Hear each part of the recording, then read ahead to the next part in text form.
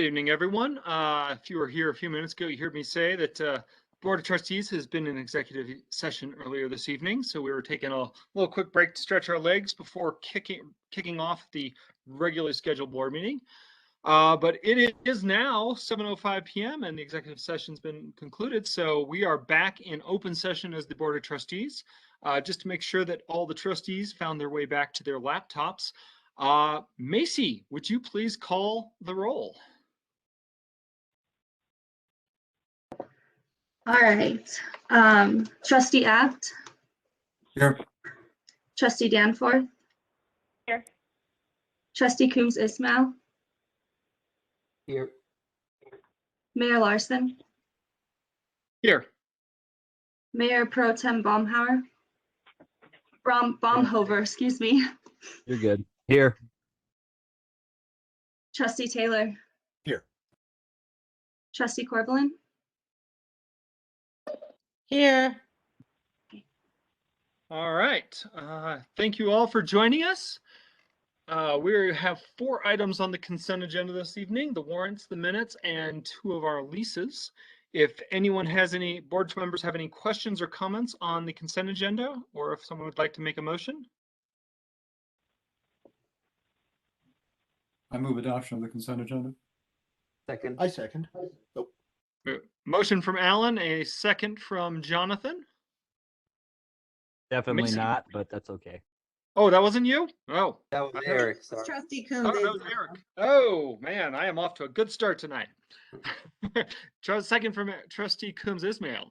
Macy, if you'd please call the vote on the consent agenda. Okay. Trustee Coombs Ismail. Yes. Trustee Taylor. Yes.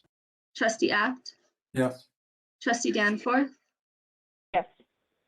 Mayor Pro Tem Baumhover. Yes. Trustee Corvallin. Yes. Mayor Larson. Yes. Consent agenda is passed. We have 1 public comment in the packet this evening, and now would be the opportunity for anyone else who would like to speak on any issue that is not on the agenda this evening. You can have up to 3 minutes. Simply identify yourself by name and whether or not you're a town resident, and then let us know what you're thinking about. Catch our attention in some way via video or just start speaking.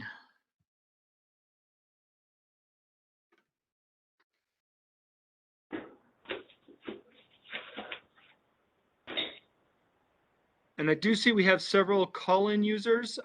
Just as a reminder, if you get muted as a call-in user, you can unmute yourself by typing *6 onto your phone.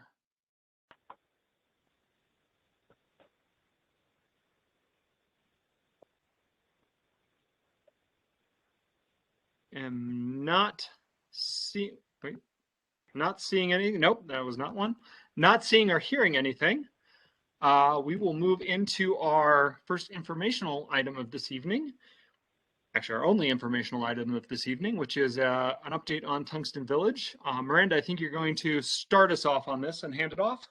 Yeah, so tonight we have Nori Boyd with us, who's the Executive Director for Boulder County Housing Authority, and she is here to do an update on Tungsten Village. And Nori, do you want me to show your slides, or would you like to show them yourself? Oh, it's fine for you to show them. Thank you. Yeah, absolutely. Turning it over to you then. Great, thank you. Well, thanks for that. I'm Nori Boyd, the Director for the Boulder County Housing Authority. And now that we have completed construction and leased up Tungsten Village and we're kind of took the training wheels off, I wanted to be able to come and provide an update to the town. And I'll start with just a huge thank you is my first slide. Next slide, please. We could not have pulled off this development without the community's support, and not only their support, but also just really hard work of helping us communicate to people about the property, help us market it, help us communicate the affordability components. It's really complex to put these types of low-income housing tax credit deals together, and we could not have done this without the town of Nederland and the members of the community. So it was a lot of hard work over the years. And I just wanted to thank everyone there for both the financing and just the pulling up our sleeves and getting to work to get this project completed. Next slide, please, Miranda. As a reminder for folks who might not be familiar with the development, the site plan and location is right in downtown across from the RTD owned Park and Ride and right across from everything in downtown. So one of the goals of this development was to increase the number of residents who can access existing services, road networks, water and sewer, and not to develop in areas outside of the town center. And so we met that goal with this development. And we also didn't want to have to construct a lot of new infrastructure outside of the town. And so we did make use of the existing infrastructure in town in order to build out the site. This is also really convenient for folks to not only access transit, but to access the roads to go see the amazing leaves right now, as well as just shops in downtown and some job centers. And we worked really closely with the town. Everybody involved in the town of Nederland touched this project at one time or another. So I would just want to thank you all for that. We also had some state assistance from CDOT doing some analyses and work with them as well, since that is a state highway. Next slide, please.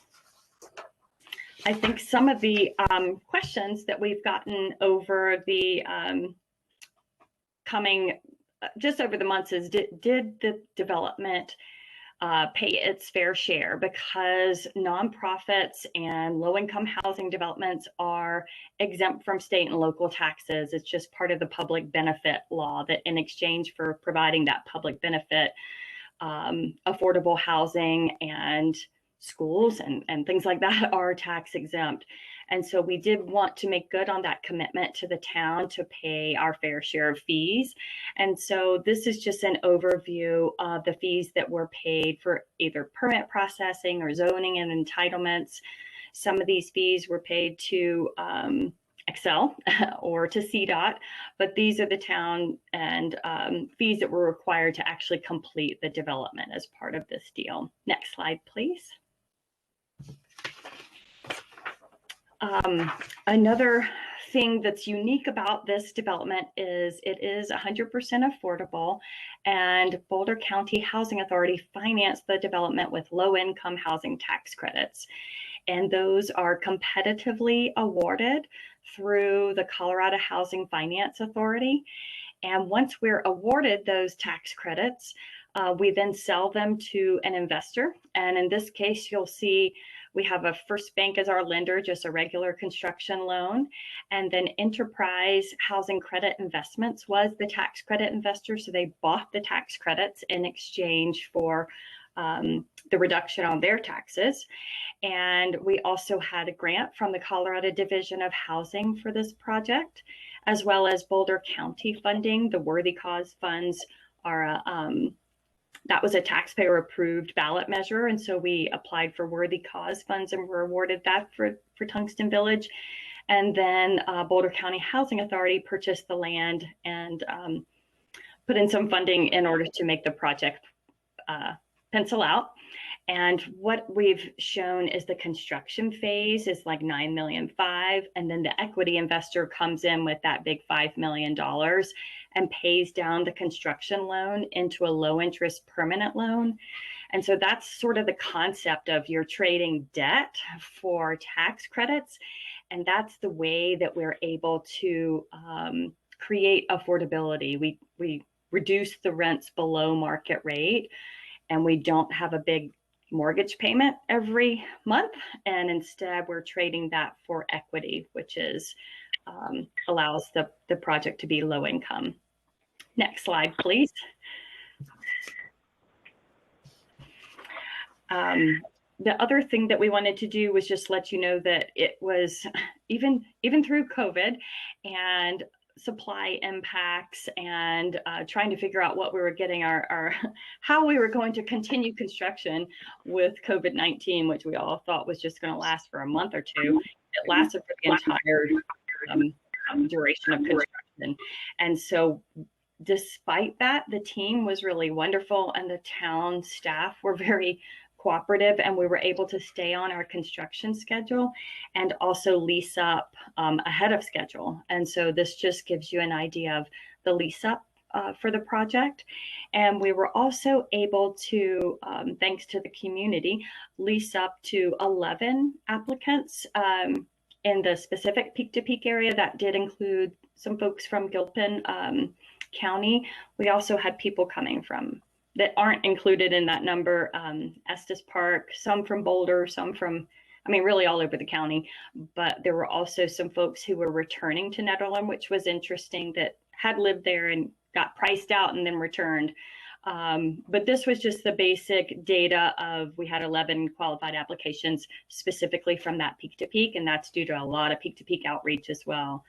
We're a little over 92% occupied, and we were able to hit that certificate of occupancy date in late July, thanks to a lot of hard work. Next slide, please.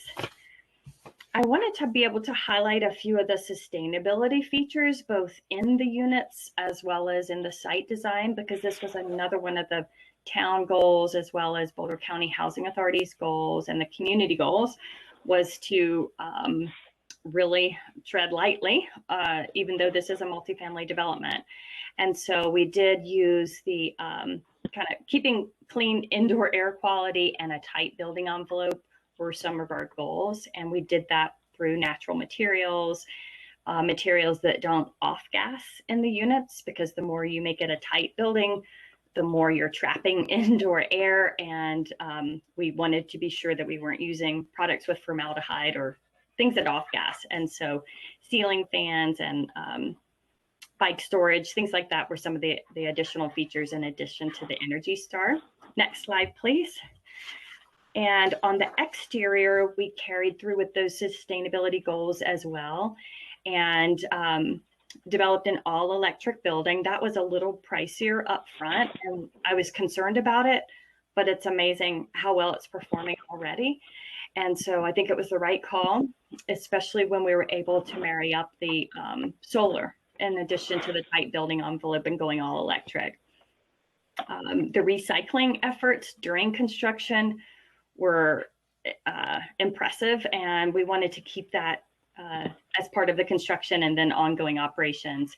As a result of some of the work that went into the sustainability impacts on the project, that this was selected out of very few projects within the state to be part of Colorado Housing Finance Authority's sustainability design study. So they've hired a consultant to look at projects that really came in under budget and seem to be performing really well from an ongoing operating perspective. And usually it's some of the bigger projects that get selected. And I was very pleased to see that Tungsten Village was selected, and we didn't even apply.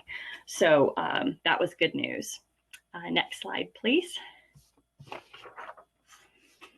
I think that some of the other things that we wanted to highlight were the way that this development was constructed in a panelized construction and manufacturing is a great way to really build green. I'm sorry, Miranda, you can go to the next slide. Thanks. And so what we did was work with the contractor, Millender White, who has a factory down in Golden, and they built all of the construction panels offsite in this controlled environment. And that was a really affordable and low waste way to go about the construction.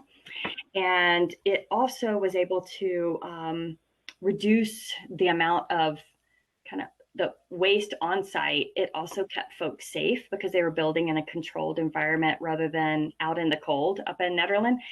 And it was a very innovative approach. And so I think we were really excited to be able to realize some cost savings, reduce injuries. And that was especially important when COVID hit and we needed folks to be in that controlled environment and not all bunched up on the construction site. And so it actually ended up saving us quite a bit of money, as well as just was an ecological approach. And so I'd love to keep exploring this further, because you can build a whole kit offsite and then use the short building window up in Nederland and still make your construction schedule. Thanks. Next slide, please.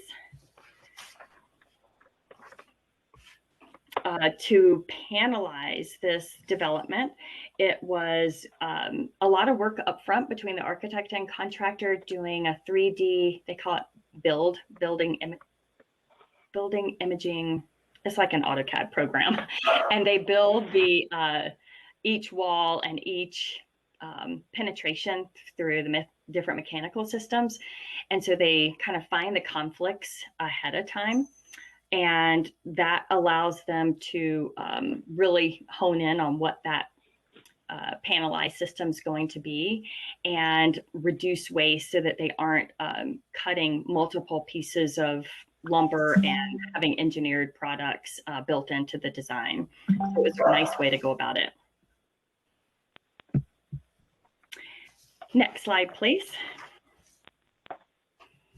It's just a picture of the factory.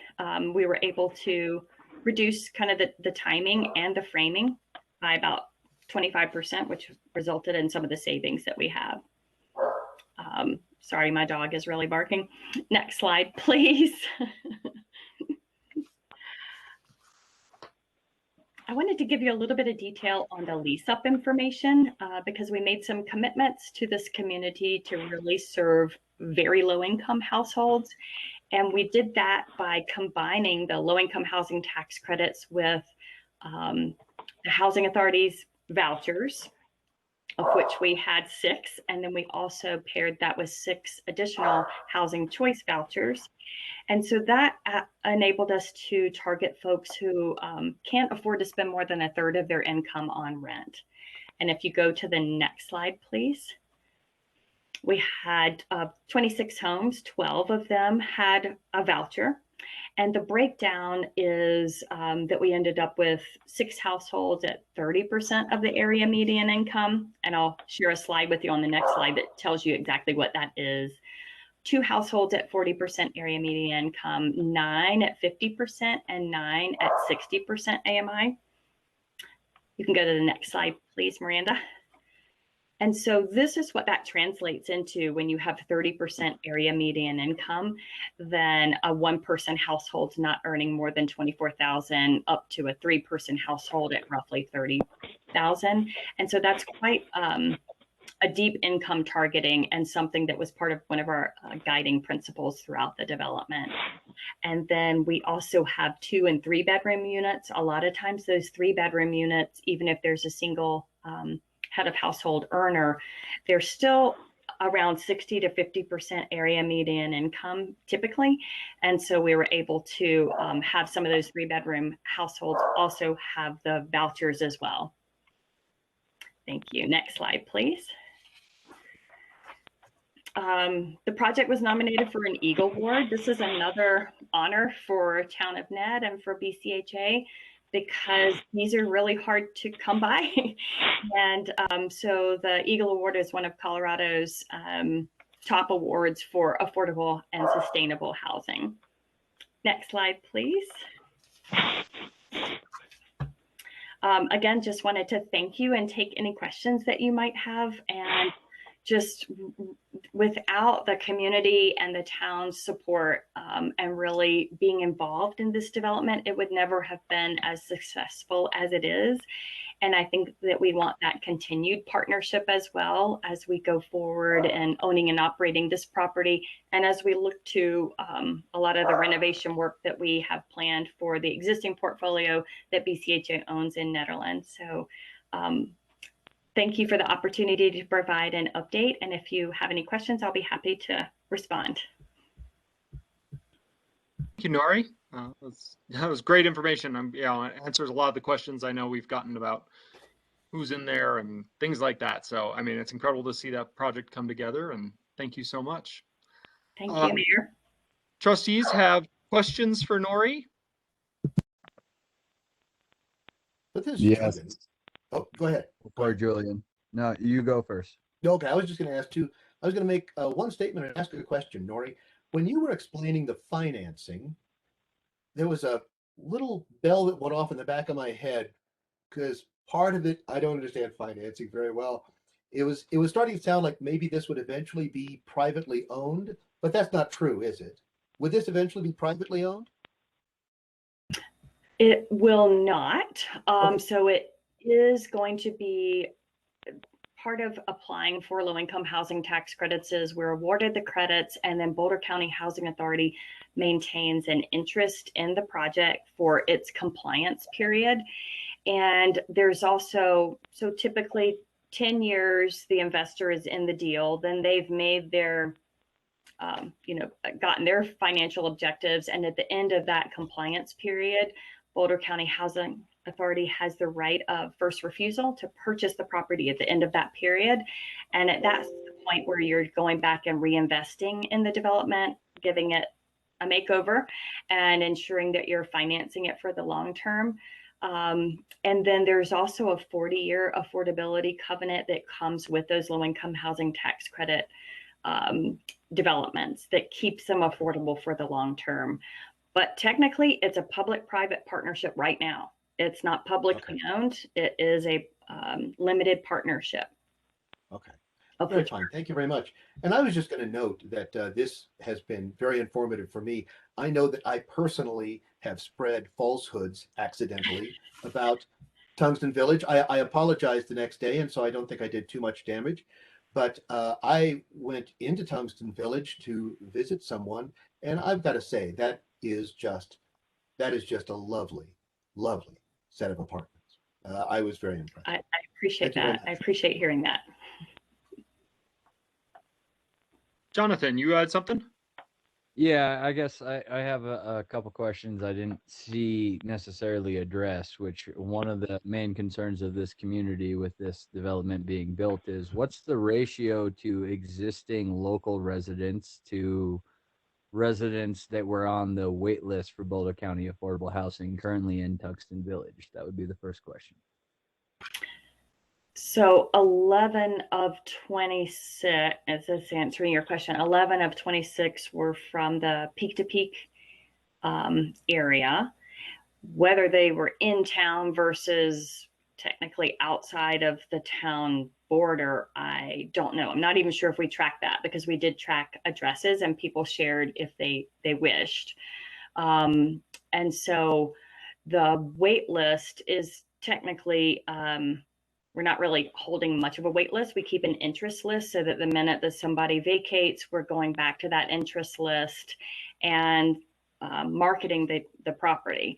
So we're constantly going to be hoping to attract more Nederland residents into the property and work with our community partners in town to say, we have a great 1-bedroom with mountain views. So there's nothing that fancy about it. But I'm not sure if I'm asking your question about the wait list. If you don't mind clarifying what I didn't answer correctly, and I'll be sure and get you the answer. Well, I guess some context. I happen to live right across the street, and I overall do believe that this has helped our community and helped to provide affordable housing in a town that has very limited affordable housing. But I also happen to, in my position, go over quite frequently and talk with the residents of this affordable housing complex and get their 2 cents on it.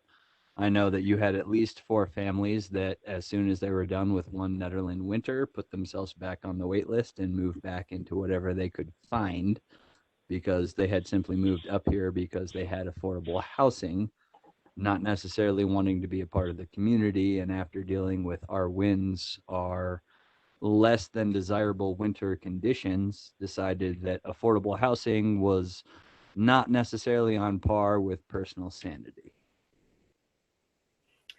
Well, I can appreciate that. And I think that what our job is to ensure that we're leasing up to folks who really do appreciate the opportunity and the community. And I will say that when we first develop a property, it's not perfectly smooth. There's a lot of turnover, whether it's Louisville, Lafayette, Nederland. There seems to be a lot of turnover in the first year or even 2 years. And a lot of times that's why the investors look at 3 years as really kind of your stabilized operations. At the same time, it's our job to be sure that people do feel comfortable and that we're doing a good job managing and maintaining the property. And so it's incumbent upon us we lose money when somebody leaves the community and we have to re-rent it and release it. That's not our goal. So we don't want churn, and we do want to help and stabilize folks and make them feel comfortable there.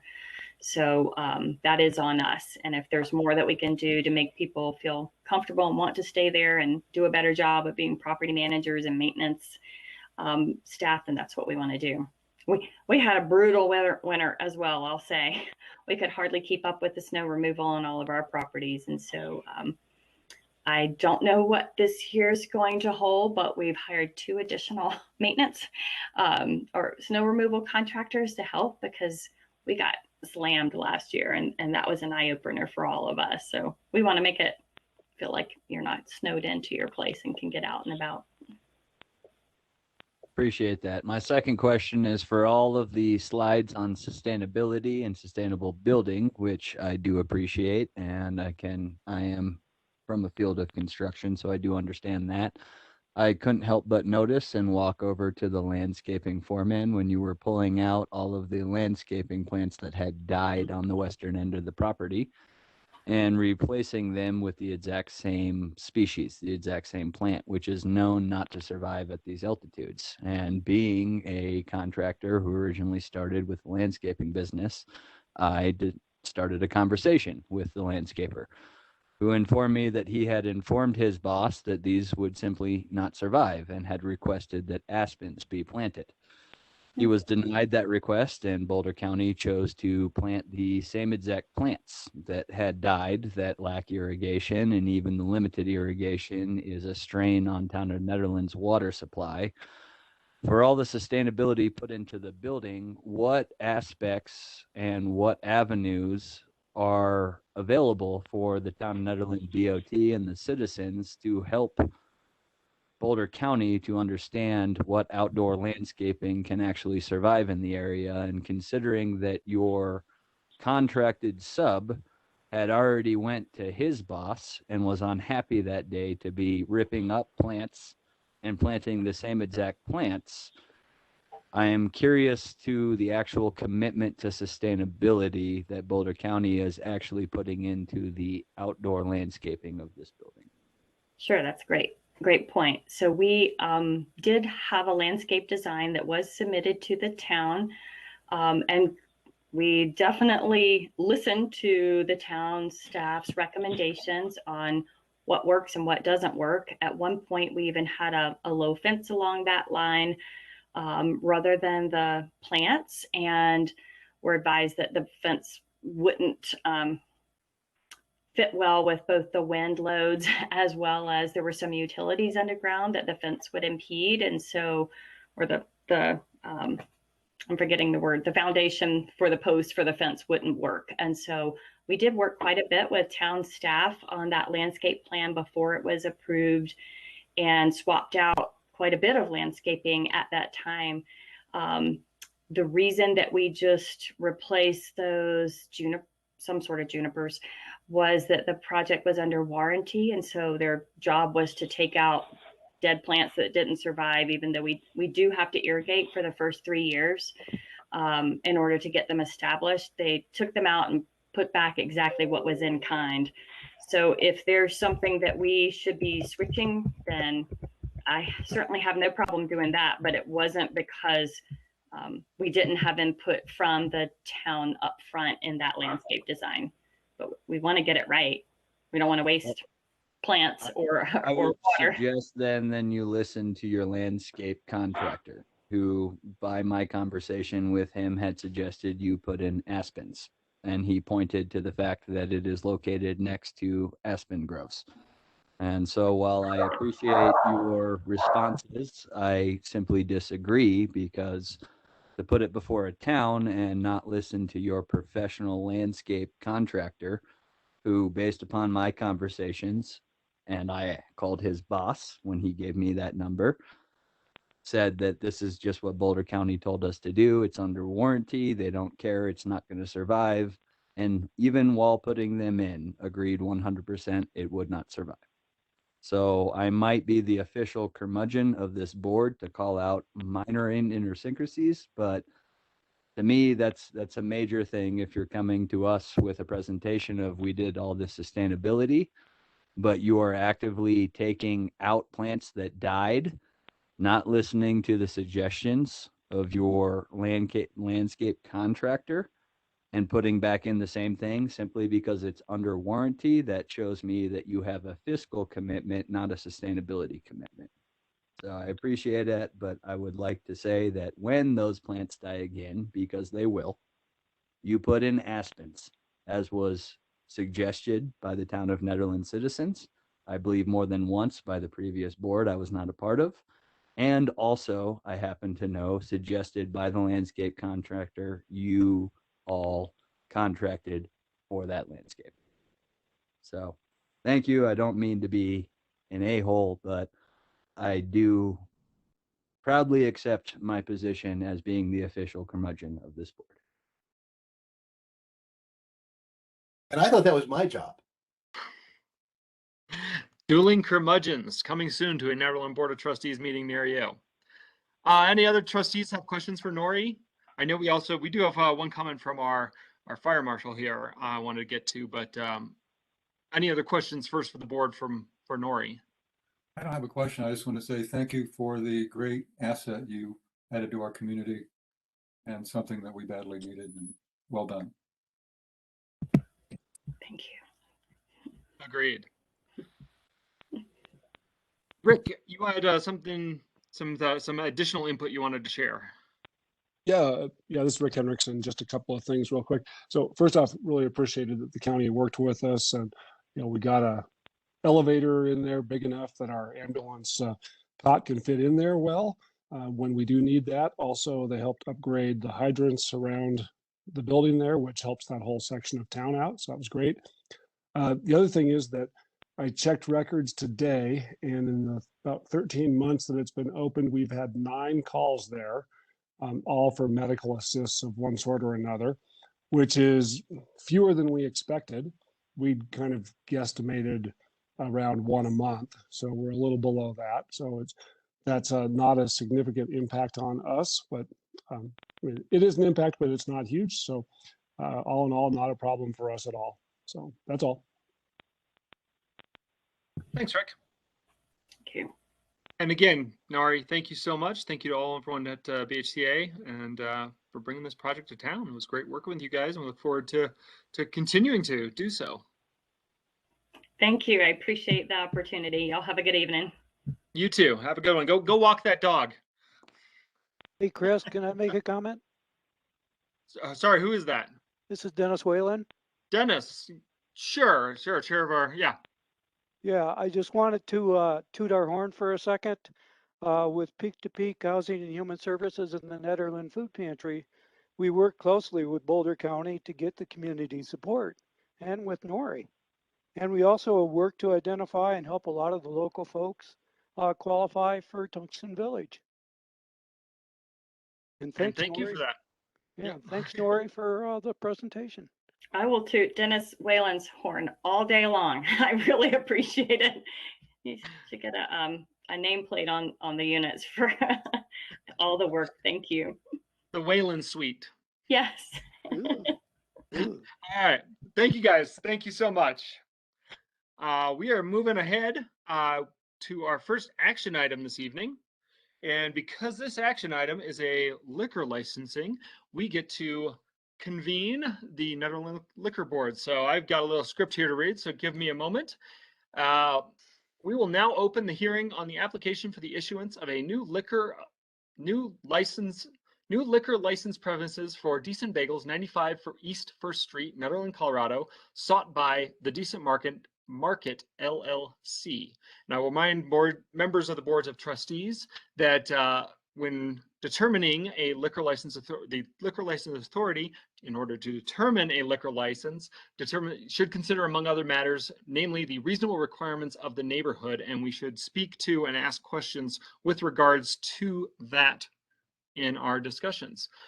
So I will now hand this off to our town clerk, long history there, town administrator, Miranda, to introduce us to the applicant. Yes, thank you.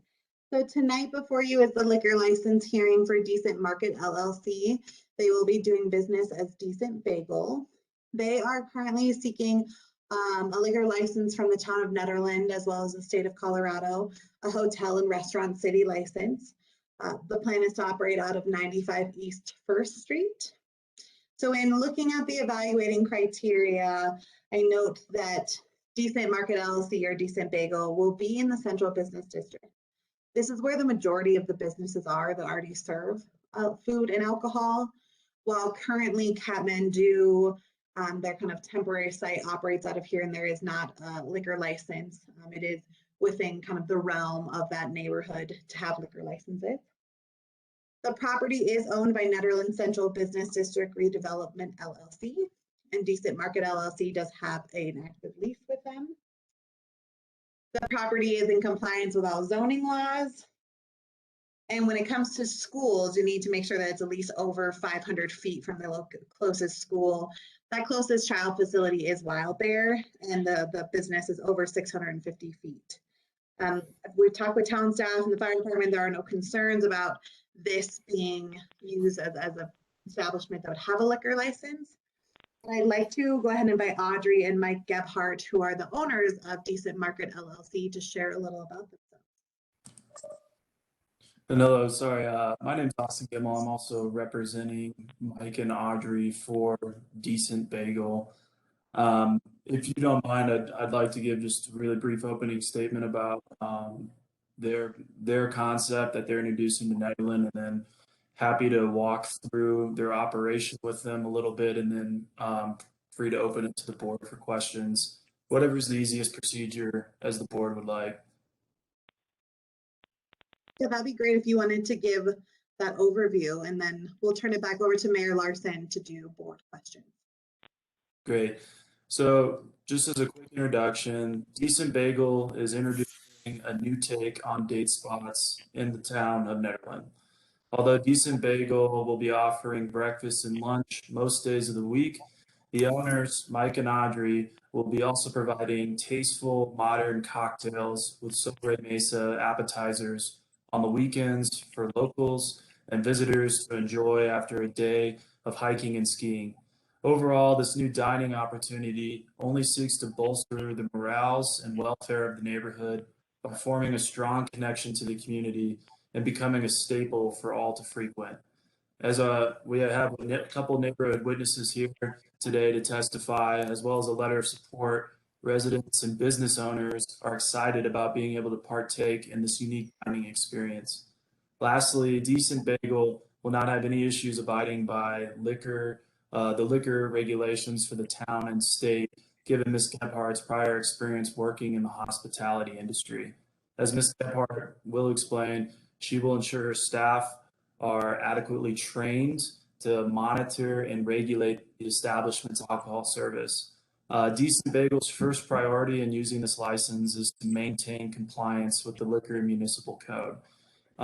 Again, happy to keep asking Audrey some questions that I have her to continue the introduction, or if the board would like to just jump into questions, that's all right as well.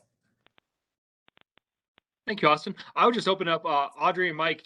Would you like to introduce yourselves or say anything before we dive into the questions? Yeah, I would love to. Hi, I'm Audrey Gebhardt. Can you hear me? Yep. Okay, great. I just wanted to start with a thank you to the town of Nederland. Opening a restaurant is extremely overwhelming, and I think my dad and I didn't realize that. And we are so grateful for the guidance that we've gotten from the town so far. You've all been so helpful.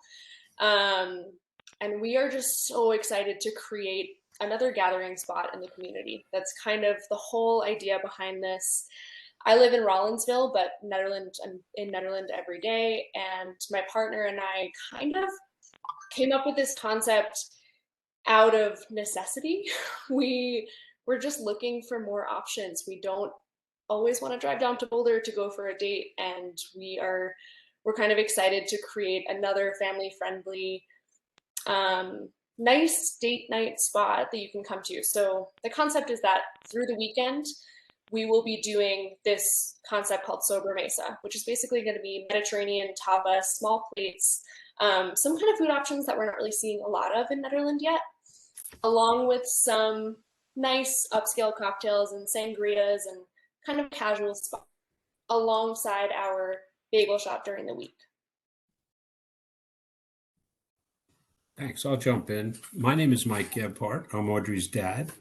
And I would like to thank the board of trustees for listening to our application, allowing us to present our application tonight as well. I've wanted to be in business with Audrey for a while. We love Nederland. We're from back east. I have done a little bit of reading about Nederland. Every time I'm up there, I feel like I'm on vacation. I do live down the hill in Superior, but I've done some reading on, between the music scene and, of course, the history of the building itself, 95 First. As you know, we've heard some stories about the Acoustic Cafe. We really want to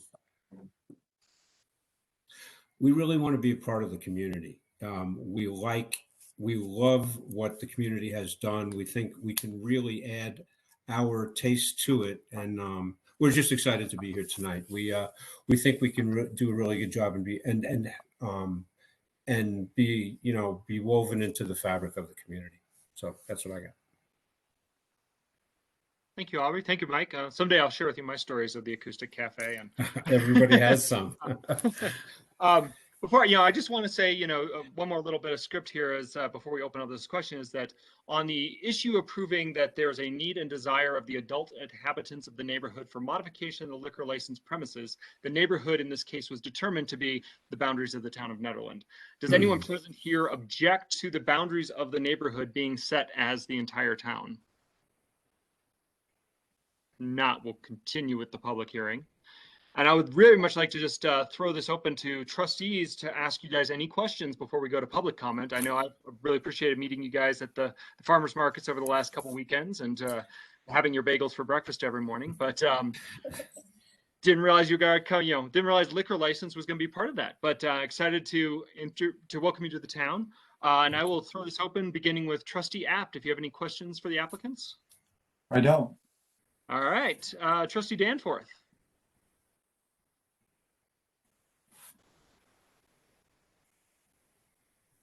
It takes me a minute to no real questions. I'm just very excited.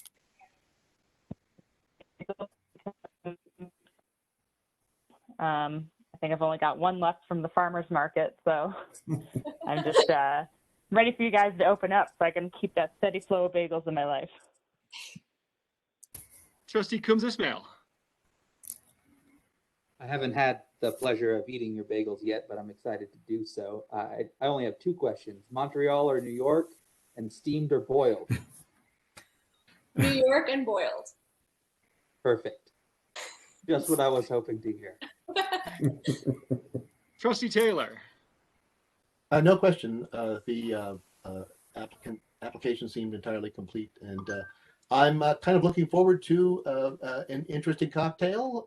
I know that's hard to do, and I will be visiting. Thank you. Trustee Corvalin. No, I don't have any questions. I'm excited for them, and I can't wait for it to open. Thanks. And Mayor Pro Tem Baumhover.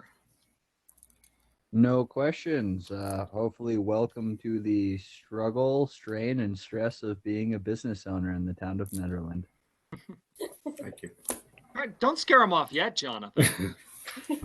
Hey, I like honesty, even if it hurts.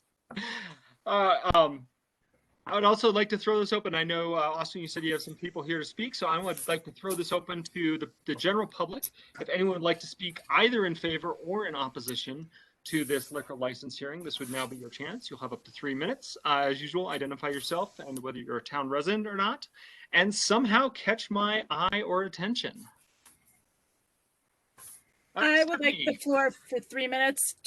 Shall I just talk, Austin, or do you want to ask me questions? Honestly, go for it. You and I had discussed just the basic needs and desires for the issuance of a license beforehand. And if you could share your comments with the board in just a narrative fashion rather than me, instructing you through the whole thing, I think that would be much more effective. Thank you so much, Stephanie. Sure. Well, this board knows I like to talk. So I am coming from 251 Crestwood Court, Nederland, and I'm representing myself as a consumer and resident and love going out and eating and occasionally drinking. I'm also representing knowing them and working with them at Nederland's Farmers Market and running Ned to Go, which obviously has been very restaurant, eatery, and drinkery oriented. Why I think they're a good idea, why I feel like it's fulfilling needs and desires. We have only 2 other restaurants on East 2nd Street that serve liquor, and neither that have cocktails as their main focus. The only other establishment that will come to be is in Rollinsville when Stage Stop Pub opens up with Gold Jerk Distillery. Otherwise, crafty cocktails with mixologists are kind of foreign concept in downtown Ned. I would love to see it. Of course, I don't want it to be a cocktail all day, all night, and this establishment will be focused on, yay, bagels in the morning, bagel sandwich kinds of lunches, and then early evening to not too late of an evening, a destination for a date night. Get your reservations, sit with your loved ones or families in a quiet space without many tables, with a very high service to consumer ratio. It's what we've been missing, and Phil and I have been talking about for probably 5 years. Why isn't there a place where you can have a bistro sort of model here? And the last time I remember it is with Savory Cafe, and I feel our town is in desperate need to have another establishment that is destination of that, as the dad said, of that flavor. It's time that we have a place that we're known for the quality and not just a burn and churn model. And I love almost all of the restaurants in Nederland, but as we know, one just closed, that they had a liquor license. So we are in need of having a liquor license in a new model that caters to the locals as well as the people coming through town, whether they're skiing, hiking, or actually coming because they heard of this restaurant and then they stay and spend money around downtown. That's really my take. This is a great business model. I've met the owners. I know they're capable. They're very willing and very professional. And having been before the board on event liquor license, renewal liquor license, this is the first time I've seen somebody do all of their homework, cross all of their T's, and be ready to do right by Nederland. Thank you, Stephanie. Saw a hand up from you, Kathleen. Kathleen emailed her comments. I'll read it into the record. Kathleen Chipai, 30-year East Magnolia resident and 18-year business owner. I am in full support of approving the Decent Bagel liquor license and any parking variances needed. Okay, short and sweet. Anyone else like to speak on either side? This is Dawn. Oh, Dawn, go for it. Dawn, then Elena. I'm calling in as a resident, not as a town employee, and I'm totally in support, and I'm just curious if they offer a gluten-free option. Gluten-free option to the bagels, I'm hoping, not the liquor, but since this is a liquor license, we'll come back to them and let them answer their gluten-free questions. Right now? Sure, go ahead right now. We will likely have a gluten-free sandwich, and most of our Mediterranean afternoon menu will be gluten-free. There we go. Elena Kennedy. Hi, good evening, everybody. My name is Elena Kennedy. I have known Audrey and her dad for a little while and will speak to their like abounding professionalism and passion for their idea. Like Stephanie said, I would echo everything Stephanie said as a resident, that we have, I'll speak for my husband and I, and also our friends up here, have been searching, waiting for an additional opportunity to hit the town. There's not a lot of spots that we love to go, and this will be a wonderful bonus to us. And I think that having the liquor license and everything Audrey described, just classy drinks, not going overboard whatsoever, will be just a wonderful addition to our community. And like Stephanie said, for the people who live here and then also for the people who are visiting, I know that it will draw our friends up from Boulder to come spend time up here as well and bring a good influx to the town. So we are in full support of the idea and look forward to it as well. Thank you, Elena. Anyone else from the public?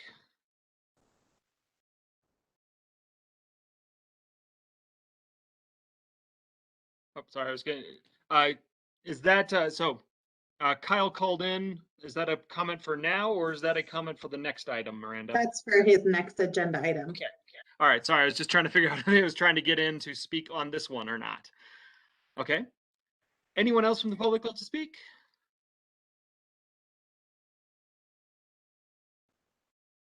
Not, I will bring this back to the board.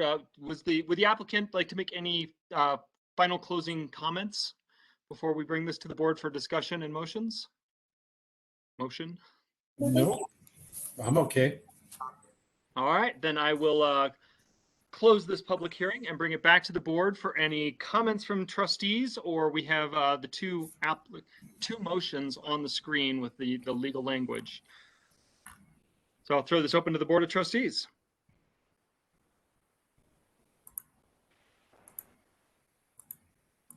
I'd like to motion to approve Beasley Market LLC's liquor license. I second that. Do we need to read the motion as it's written on the screen? Yeah, Trustee Coombs, you read it like it's on the screen. Yeah. I find that the authority has considered the desires of the inhabitants of the neighborhood and finds that the inhabitants desire an additional establishment that serves liquor. The authority has reviewed the needs of the neighborhood for the outlet and finds that the needs of the neighborhood are not met by the existing outlets. All town and state law requirements have been met, and that, based on these findings, the authority approves the issuance of a new liquor license for Decent Bagels, 95 East First Street, Nederland, Colorado, sought by Decent Market LLC. Tanya, do you still wish to second that? I do wish to second that. Thank you. All right, we have a motion and a second on the table. Macy, if you would please call the vote. Trustee Taylor, Yes. Trustee Danforth, Yes. Trustee App, Yes. Trustee Coombs Ismail, Yes. Mayor Larson, Yes. Trustee Corvallin, Yes. Mayor Pro Tem Baumhover. Hell yes. All right. The motion is passed unanimously. Liquor license is approved. Audrey, Mike, congratulations. Welcome to Town Nederland. Can't wait for opening night. Thank you all very much. We look forward to working with you and serving you. We can't wait. Thank you. Thanks, guys. All right, then we are moving on to our next action item, which, spoiler alert, we heard Kyle had dialed in. So this is the off-street parking variance request from Busey Brews. Miranda, please. Yes, thank you. So tonight is a variance request under the Nederland Municipal Code 16205, decreasing the number of required parking spaces for Busey Brews, which is located at 70 East First Street. Busey Brews had pulled up a building permit to complete an exterior back deck remodel and expansion, which is the catalyst to come into compliance with code. As a reminder, when it comes to what the parking count is, that's determined by the property owner and or their architect or contractor. So Kyle Busey, the owner, has determined that 35 off-street parking spaces are needed for the restaurant, as it stands under the current code. Right now, Busey Brews actually does not have any off-street parking spaces on site. The current owner, Kyle Busey, states that the building was exempt from having to meet parking requirements under Ordinance 645. If the board recalls, in spring of 2021, there was language in 16202 that was different between town's codifier, Muni Code, and what was published. And so the board went through the process of fixing that and passed resolution 2021-06, which allowed Mayor Larson and myself as town clerk to sign a corrected ordinance 645 that matched what was published in the newspaper. And so that is where we are today and where the code that Busey Brews needs to meet. If Busey Brews decided to pay into the parking fund, again, as it stands right now for all 35 spaces, the cost would be approximately $87,500. Tulsa 2 Properties, which owns 80 East First Street, has given Busey Brews permission to use their parking lot. And there are 12 available spaces on that lot. Busey's wants to use 9 for customers and 3 for staff. Therefore, they're seeking a variance to reduce the off-street parking required to be 12 spaces, so they all could be on that lot. Just a reminder of previous board actions. In 2011, the Board of Trustees approved a variance for Salto Tin Shed, reducing the parking from 20 spaces to 11. And just last month, the Board of Trustees approved a variance for Kathmandu, reducing the spaces from 38 to 6. In an effort to stay consistent with town staff recommendations, however, we are still recommending that 45% reduction, which would take the spaces to 19. Since they already have the 12 at 80 East First Street, if approved, 7 additional spaces would be required within 300 feet, or a payment into the commercial parking fund at $17,500. Ultimately, this is kind of a little bit of a side note, but for town staff, when I was talking with them about how they felt about this variance request, I think what's bigger for them is that the Board of Trustees addresses the off-street parking code, which I know you'll discuss tonight. We are growing a concern that there is a bit of a precedent set where businesses will continue to come forward to the Board of Trustees for a variance request, which really makes these no longer administrative reviews. They become board reviews. So it's important for us to note that this off-street parking be reviewed in its entirety. And also, in doing so, taking a look at loading as well, because businesses often are failing to meet the loading requirement as it currently stands. So I'll go ahead and turn this over. I believe Kyle is on the phone. Kyle, if you wanted to give. Hello. Welcome, Kyle. Thank you. Thanks for taking the time to appreciate this request. As far as the loading goes, which we might as well start with Miranda leaving off with that.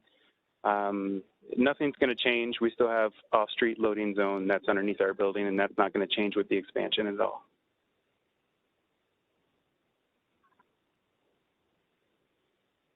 Okay. Did you want to add more? I guess my comment regarding loading is on the bigger picture that the board needs to address that in its entirety, not specific to your application. It's just that town staff, we struggle to weigh in on this request just because we do feel there's a precedent being set, and we just wanted the board to take that into consideration. Okay, excellent. So do you have more you want to add to your presentation? Yes, we're requesting this because we're pretty much expanding our deck to make it a year-round covered space. Right now, we kind of struggle with the tent idea that we did last year, and obviously that was for about 6 months, and it was difficult to heat and kind of just keep people safe and comfortable to dine with us. So I'm planning this expansion to pretty much make it a more usable space year-round. We're not going to see people upstairs anymore, so we're pretty much adding about 16 patrons to our entire restaurant plan. When I bought the building, I didn't have to pay into a parking fund, and it was pretty much a set amount of spaces that we were required to provide, which our employees kind of park in the property next to us already. We obviously have permission from 80 East First Street to park there. So we're requesting a variance so that I can do this expansion and kind of continue year-round operation in a safe way. If we can get to 9 spaces, even 12 would be great, and that's kind of where we're going from here. Thanks, Kyle. I'm gonna chance for board to ask questions of either town staff or you, and I'm actually going to kick it off because you just triggered a thought here for me. You mentioned that with this expansion, framing it in, all that, you said you're adding 16. Is it the ability for 16 patrons, or is it 16 tables? 16 patrons. So we're basically not going to be seating upstairs anymore. That's going to turn into a barrel aging and kind of where we're going to age beers and kombucha and everything upstairs. And so we're moving everything kind of into the deck space. So I'm really only adding about four tops as far as the whole expansion goes. You know, we've been running with the outdoor patio. So as far as the total number goes, it's about 4 parking spaces if you think about it that way. Okay, because the drawings you have in the package also looks like you have, in addition to the additional 4 tops, like bar seating along the external edge of the entire patio. Is that not the case? That is the case. If the mezzanine that we have in the building right now, we're not going to see people up there anymore. So we're basically moving those 24 seats to our outdoor patio area. Okay, it was 24 people upstairs was 24 Correct. seating. Oh, okay. That was I guess I always think of it as smaller than it is. Okay, thanks. Yeah. No, we're not going to see people up there anymore. That's going to be our barrel aging room, and we're just going to do beer stuff up there basically. So we're moving everybody outside and kind of transferring those seats. Okay, that answered my question. Thank you for that. Throw this open to other trustees for questions, either for staff or for Kyle. I'll go reverse order. Tanya, you get to kick us off this time. Okay. I don't have any questions for Kyle. I don't feel like it's going to be that different from how it is right now. And I just have a few thoughts regarding, how we should vote on this. And I don't know if you want to hear those now or later. Let's get input from town staff and all, and then we'll public input, and we'll come back for our discussion. Okay. It is kind of weird since we have that parking discussion in like 30 minutes. But right. Yeah, you'll have a chance for comments and thoughts about this particular application after questions. So yeah. Okay. Julian? No questions. Okay. Eric? I suppose I just have one kind of direct question to town staff, and that is, if we approve a variance that reduces the required parking to 12 spaces, are there concerns that town staff has besides this idea of precedent regarding that particular property, that particular situation that would be detrimental to the rest of the operation of the town? No, we don't have concerns, and where our recommendation falls at that 45% reduction is just to be consistent with what we recommended last time. But if the board were to go with the 12, we do not have concerns. Great, thank you. That's my question. Yeah, okay. Lindsay? No real questions at this time. Okay. And Alan? No questions for me. Jonathan? I guess my only question would be to ask town staff to define what the current precedents they have a concern with is in a more descriptive manner than to refer to a precedence. I believe this board knows, but I believe that the public should have that described from town staff.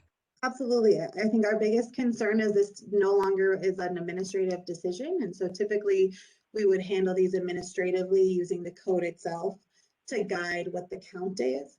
if it becomes a precedent being that businesses just need to go for a variance every time, it does make it hard for town staff to even engage in some of those initial discussions about parking count, because that precedent being that really those conversations hold no weight because it may be likely that the board grants the variance. So to interpret that, the past and present BOTs have put town staff in a situation where the ordinance and the code itself is no longer effective enough for town to make these administrative calls, so they have to come before our board in order for these decisions to be made, even though precedence dictates that we will most likely make this decision. Correct. Yeah, I mean, obviously as town staff, it's our job to uphold code. And so if the off-street parking count as it stands right now and the way in which it's calculated, if people don't agree with the number, whatever that number may be, that it's very likely they'll go forward for the variance and then it becomes a board decision. So again, to interpret that for the public, the current code is dysfunctional enough that these have to come before the BOT because town staff does not actually have the ability to make a yes/no decision as the zoning administrator. As the way the code stands now, that is correct. Thank you, Miranda. Thank you, Jonathan. Let's take this to public comment, and then we'll bring back to the board for discussion, which I'm guessing may be, we might have a few things, we all might have a few things to say about this. So we'll kick this open to public comment. Anyone who from the public would like to speak on this particular item, now would be your chance. Come on video, shake your hands back and forth, wave at me, somehow catch our attention. You can have up to 3 minutes. I did have to mute a call-in user, so just a reminder to *6 if you are a call-in user. Very good. Hello, can you hear me? Yes, please identify yourself and you have 3 minutes. Kathleen Chipeye, East Magnolia resident for 30 years and 18-year business owner. I'm going to quote today's packet, which says it was discovered in the spring of 2021 that the language in section 16202 of the NMC was published by the town's codifier Muni Code differed from the language of section 16202 in the adopting ordinance number 645.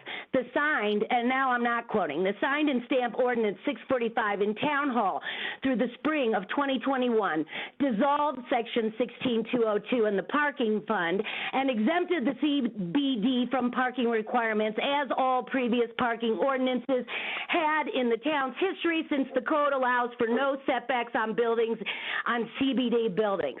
I dispute the following language and unevidenced claims in the 10/5/21 packet regarding the expansion of parking in ordinance 645. Quote the BOT packet, through investigation it was learned that ordinance number 645 as authenticated by the mayor and the town clerk did not include amendments approved by the Board of Trustees at the January 8, 2008 meeting. Via confirmation of my core request, there was no evidence of any kind provided that the BOT approved any amendments that were not in the minutes or the meeting record from the January 8, 2008 meeting. The meetings and minutes and public record on file actually proves the parking fund in section 202 was dissolved and the CBD exemption was continued as it had been through the full history of the code. Quote the BOT packet, the BOT corrected the problem of discrepancy between the signed ordinance 645 and what was approved by the Board of Trustees by authorizing the mayor and the clerk to sign a corrected ordinance 645 that included the amendments as approved by the Board of Trustees January 2008 under Resolution 2021-06. The supposed correction unlawfully applied to 645 in the spring of 2021 is what created this nonsense, bringing Busy Brews before the BOT tonight and the Kathmandu most recently.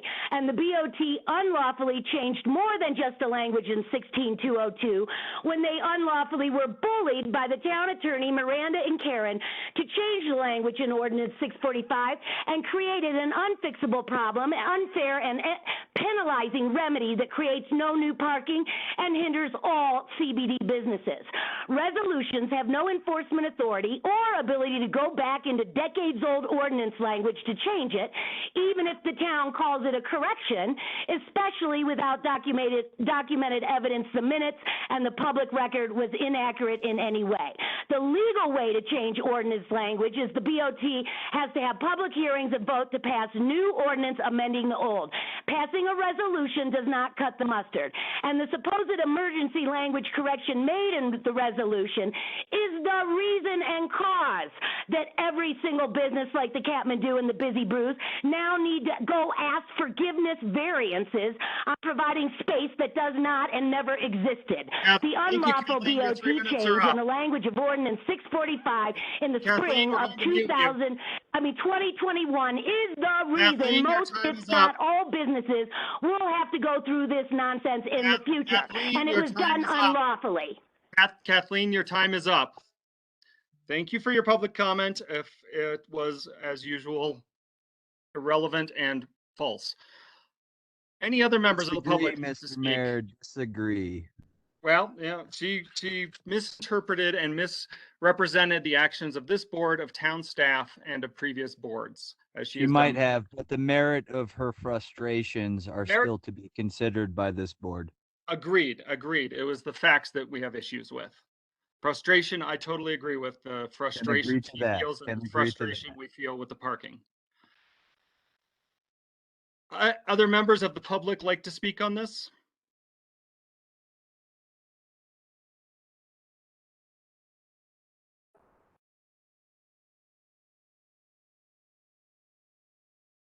No, I'm not seeing anyone or hearing anyone. So I will bring this back to the Board of Trustees for discussion. And like I said, I totally agree. The frustration with anything parking related downtown is very real. I appreciate Kyle for bringing this. And I really appreciate the fact that Trustees Corvalin and Danforth have brought forth a discussion item on this for later this evening, so we can try and address this, because this is obviously something that we've been dealing with not just for the last few weeks with Kathmandu and the few months with previous cases, but for years in our downtown area. I will just weigh in here on my thoughts regarding this. As it goes to the precedent set by this Board of Trustees with our actions for Kathmandu, however many weeks ago that was now, 2 weeks ago? Is that just 2 weeks ago, 4 weeks ago, whichever it was. In that case, we certainly asked Kathmandu to provide the spaces for their expansion in their new residential units, and then did not require them to come into compliance with their previous spaces for the restaurant, which was not changing in terms of its overall use and occupation. And I feel like that precedence is one we can continue this evening with Busey Brews, with their additional 16 patrons, the 12 spots that they've acquired the use of next door for parking meets that need. So it fits with our previous precedents. I do have grave concerns over the fact that we keep using private agreements with neighboring properties that actually have no teeth. 80 East First Street could be sold next week and put a new building up there, and those 12 spots go away. That is going to be something we address with, hopefully, with this parking discussion later this evening. But as for this issue before us, the variance for 12 spaces with the agreement next door, I feel meets the precedents and the sentiment of this board as it is addressed over the last 6 months.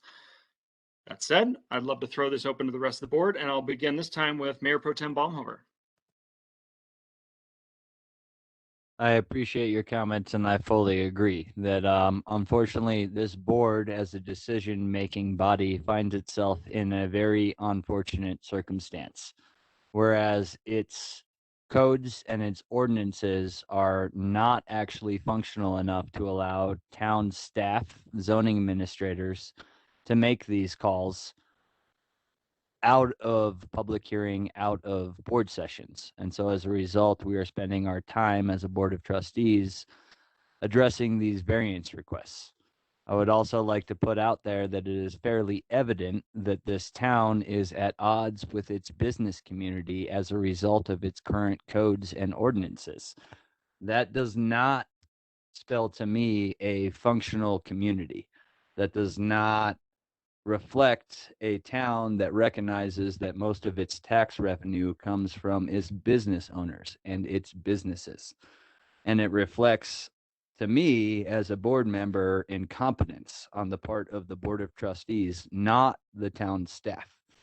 The unfortunate reality I find myself in as a board member is that town staff happens to be the one that takes the brunt of the anger, resentment, and opposition from business owners and not this board. And as decision makers, elected officials, this is our job to make sure that our town has functional ordinances and codes that build up our businesses and provide a functional business community. And whereas the business owners and the town are working hand in hand to provide a better community for its citizens as a whole. And this might come across as a little heavy-handed to the rest of the board, but I truly believe after the past 2 or 3 months and all of these variance requests that it should not escape this board that this is a serious issue. I very much appreciate Tanya and Lindsay for bringing this discussion forward, as I had been the individual to say I would bring this forward before many, many, many personal issues that have come across in my life that I've had to deal with. As a result of being largely volunteer as a member of this board, I apologize to the town of Nederland citizens and to our business owners for not being more active in bringing this forward. I would also like to recognize that issues regarding the pandemic and our ability to meet in person has made this a very difficult task to accomplish between the Board of Trustees and the Planning Commission. And that fact must also be recognized.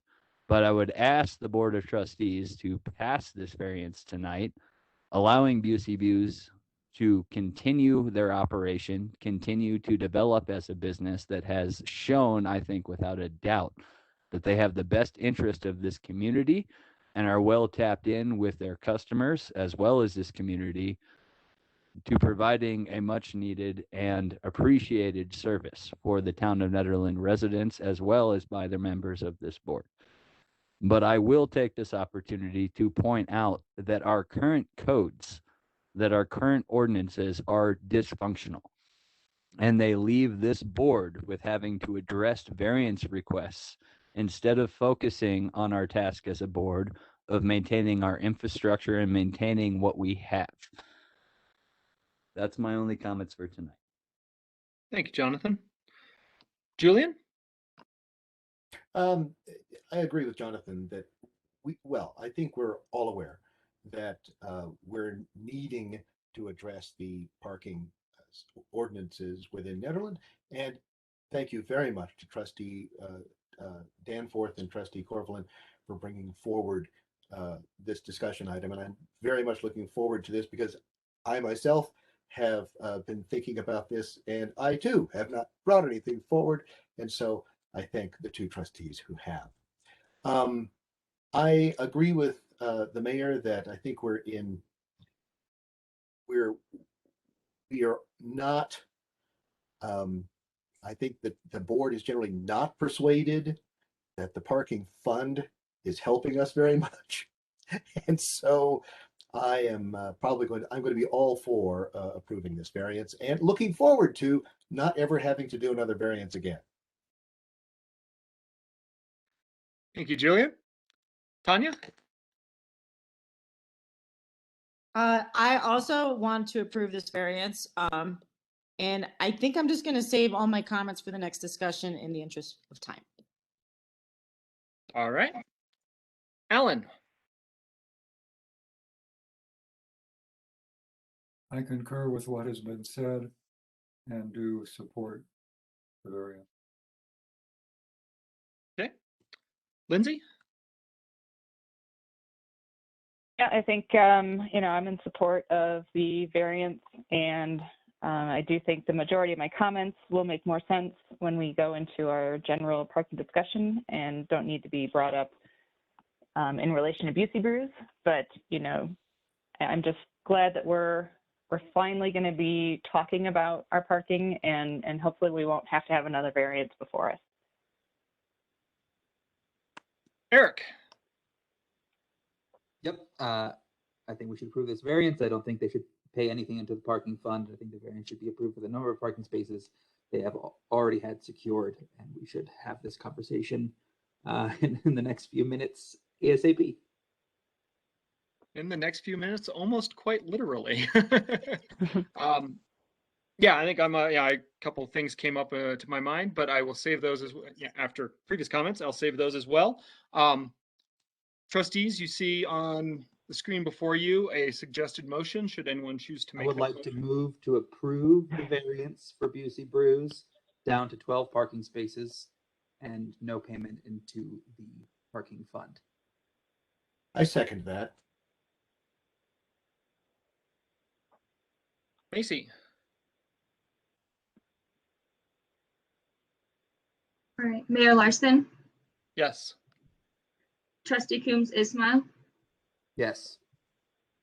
Trustee Danforth, Yes. Trustee Taylor, Yes. Mayor Pro Tem Baumhover, Yes. Trustee Corvallin, Yes. Trustee Apt. Yes. Okay. Variance is approved. Mayor, as a matter of clarification, this is Jennifer. Do you want me to draft an ordinance, or excuse me, a resolution for the next meeting, just like we did for Kathmandu? Yeah. Do the same thing as Kathmandu. Do we need to state that as, I guess we didn't state that, the memorialize the variance within resolution?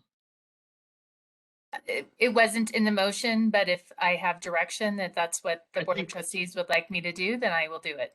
Yeah, let's make sure it gets memorialized in the record. So please draft that, and we'll just have that in the consent agenda at the next meeting to make sure it gets recorded. Okay. Thank you. Thank you for that catch. Thank you Kyle- so much. This is Kyle. Thank you guys so much. Really, the discussion is awesome. Please let me know how I can continue to be involved, and really just appreciate it. Thank you so much. Thank you, Kyle. Community center lighting is our third action item of this evening, and I believe we have our community center coordinator manager on to introduce this. Dawn.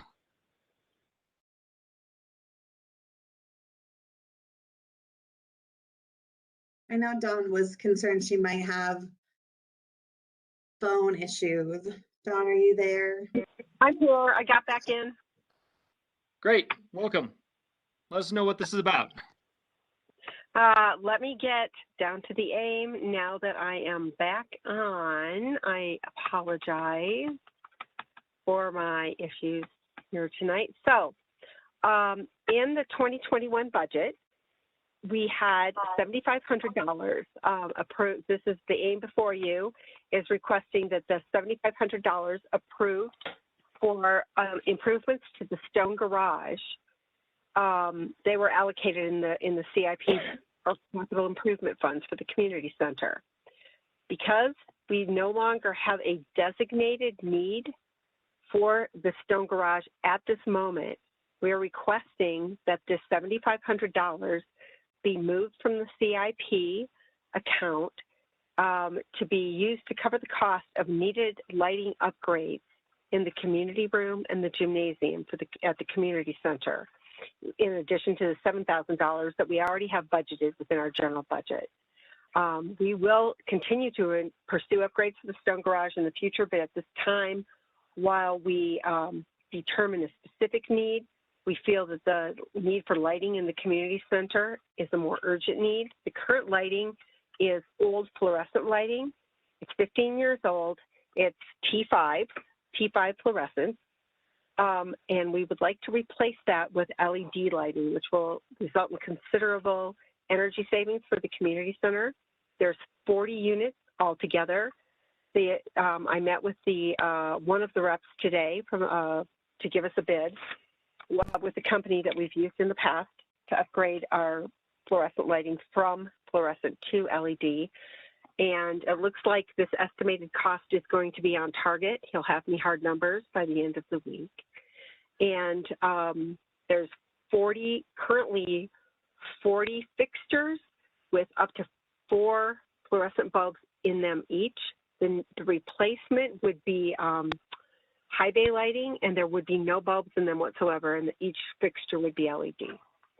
So the request before the board, I guess, I think this is Miranda's job, but is, can we do it? So yeah, any background, and I'm happy to take any questions.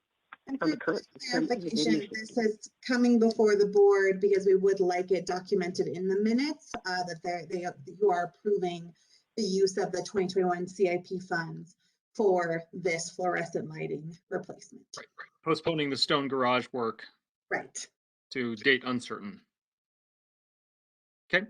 Go down here. Trustees, questions, comments. Eric, start with you this time. Sounds good to me. Jonathan? As a result of emails to the BOT regarding my personal relationship, being that Dawn is my mother, I'm going to recuse myself from this discussion. Okay. Thank you. Lindsay? No questions at this time. Alan? Sounds good to me.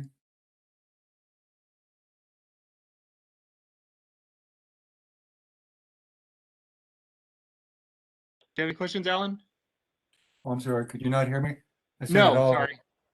Sounds good to me. Sorry. Okay. Sorry about that. Tanya? No, it sounds good. Julian? This seems to be a good use of those funds. Great. All right. It's an action item, so I will throw this open to public comment. If any member of the public would like to speak on community center lighting, now would be your opportunity.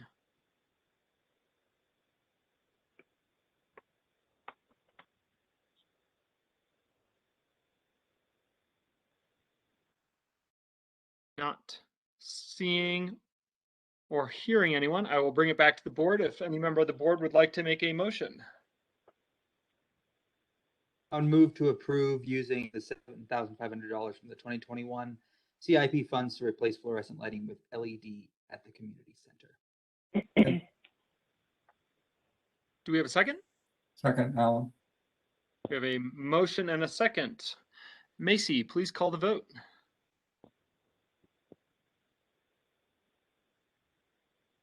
Mayor Larson, Yes.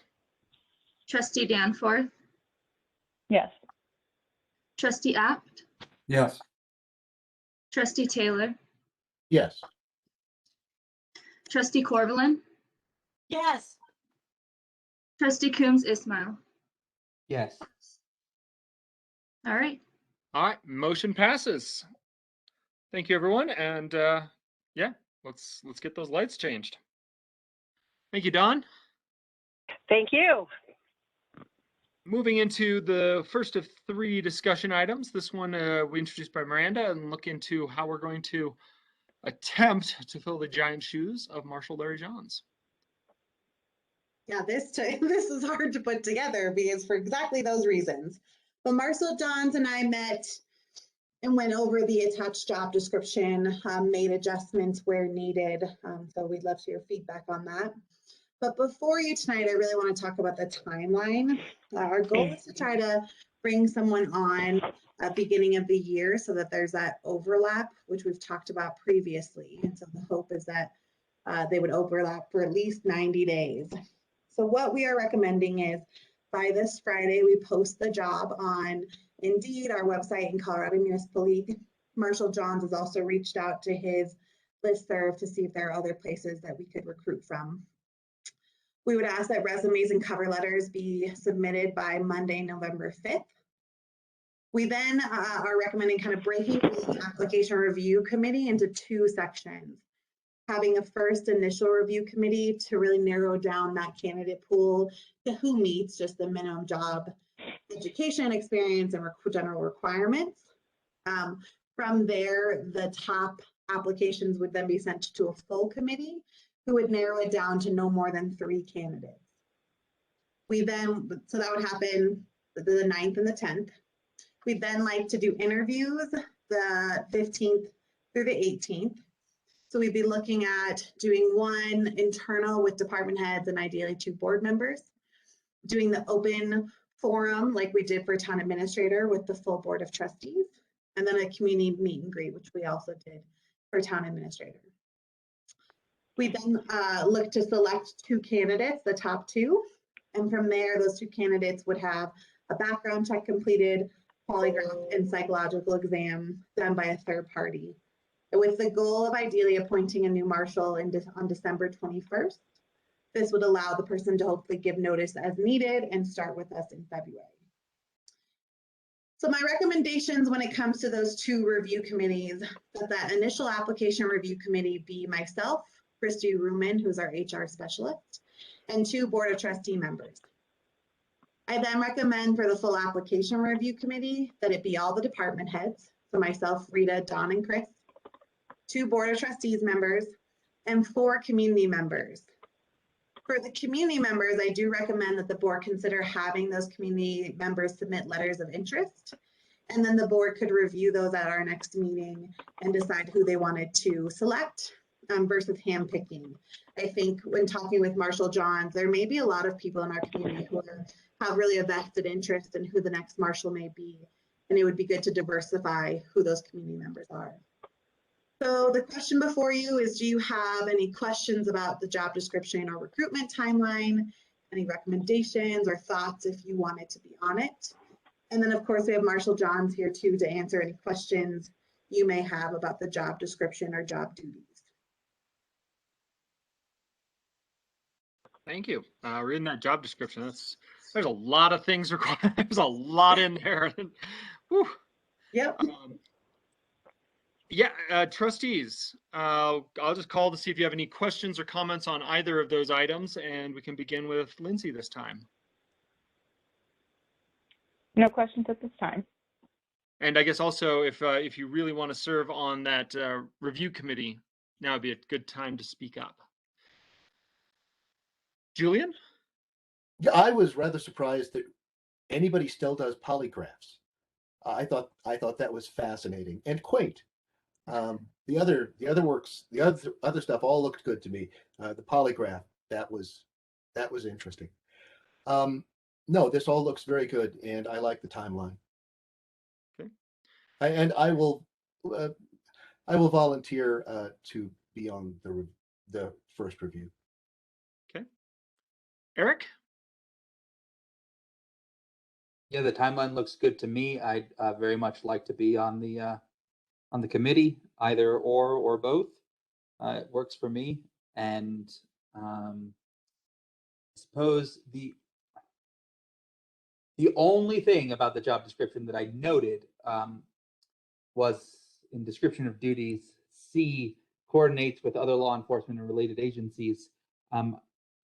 Related agencies covers this. It was just the only place where I saw the opportunity to add collaboration with specifically human services agencies in the area.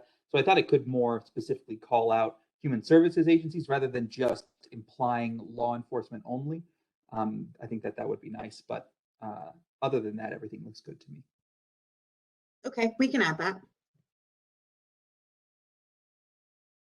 Tanya? Yeah, I think it looks pretty good. I'm not really versed in all of his duties, but I think she covered a lot of it. I also could volunteer if needed for the board, for the committee. Thank you. Alan?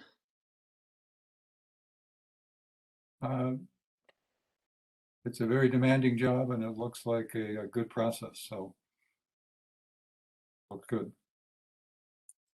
And Jonathan? No comments on the description. Yes, it is a very demanding job, and we're in for a roller coaster ride. I would just like to say thank you, Larry, for all your dedication and all your service, both as a police officer under this force, as well as stepping up to be our town sheriff, our town marshal. It's been amazing to have you after all of this time, as well as a privilege to sit as a Board of Trustees member after being a teen in the town of Nederland and always appreciating your philosophy and service for this town. So good luck to town staff and to those trustees willing to be a part of this hiring process. I wish you all the best of luck. You're here. I guess I only have one question, Miranda, and that's like, how do you think, or how are you proposing we're going to get the community members to apply? Or is it just kind of usual, get the word out? Are we going to try and do something in the paper this time? I mean, it's Yes. short. I think I could do just the usual blast like we always do on social media and the website, get something into the newspaper. That may be tough. I can ask Barb if I can sneak something in last minute. But yeah, just kind of the usual strategy. And of course, word of mouth if people wanted to, as we talk to people, letting them know that this is something we're looking for. Yeah. And I saw Marshall Johns come off mute if he wants to chime in on anything. I was just going to say thank you for the kind words, and we'll keep plugging along, and let's hope we find a really excellent candidate that wants to be in town and, you know, fits good. So that's all I got. All right. Yeah, I mean, this is a discussion item. So yeah, I'm gonna probably say this every meeting we have you on, Larry. Thank you. You know, echoing what Jonathan said, years of service and having been able to work with you through the good times and stressful times. It's been incredible. So thank you. I'm looking forward to the next 6 months of working with you, and then really happy for what comes next for you. Thank you, much appreciated, and I'm looking forward to logging on and doing some public input here and there. All right. Any other thoughts or comments from the board? Oh, I guess this we do, you know, discussion items. So if anyone from the public would like to weigh in on our process for hiring a new town marshal, catch our eye in some way.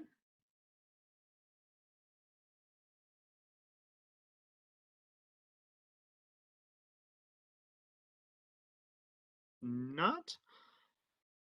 Mayor Larson, I did just want to confirm because Barb Hart is on this meeting and she's so helpful. She did say, yes, I could get something in for this week. So thank you. Thank you, Barb. And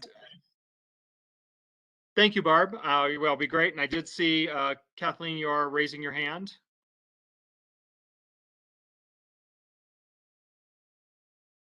Kathleen?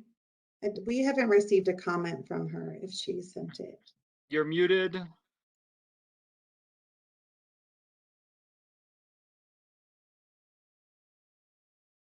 And Macy, you may want to take a look at your emails too. Do you have the power to unmute Kathleen or not? I don't have anything in my email. I have it. So Kathleen Chibai, thank you, Larry. Great. All right. We will move on to our next discussion item. Miranda, if you'll introduce this one. Okay. So I had emailed the Board of Trustees about this. So this is the Colorado Community Revitalization Grant Program, which is intended to support creative projects in commercial centers and that combines revitalize or newly constructed commercial spaces with public or community spaces. On September 7th, we brought before the Board of Trustees a request to apply for this grant with the Old Town Shop as the site location.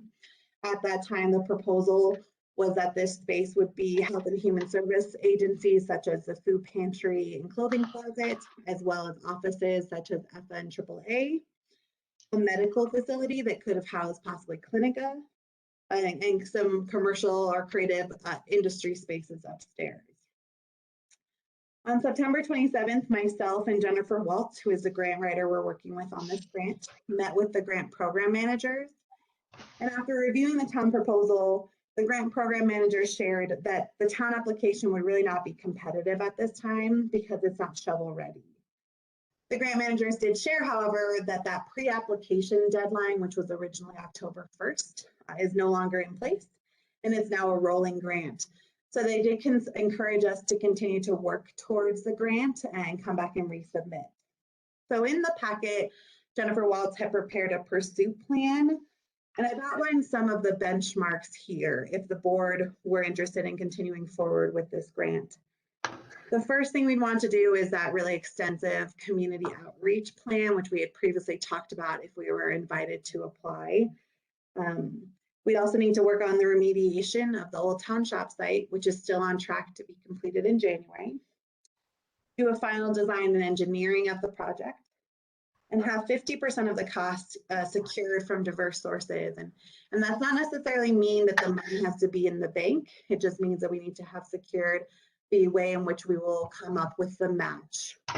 As you will see in the packet, there is a JVA cost analysis at just shy of 6 million.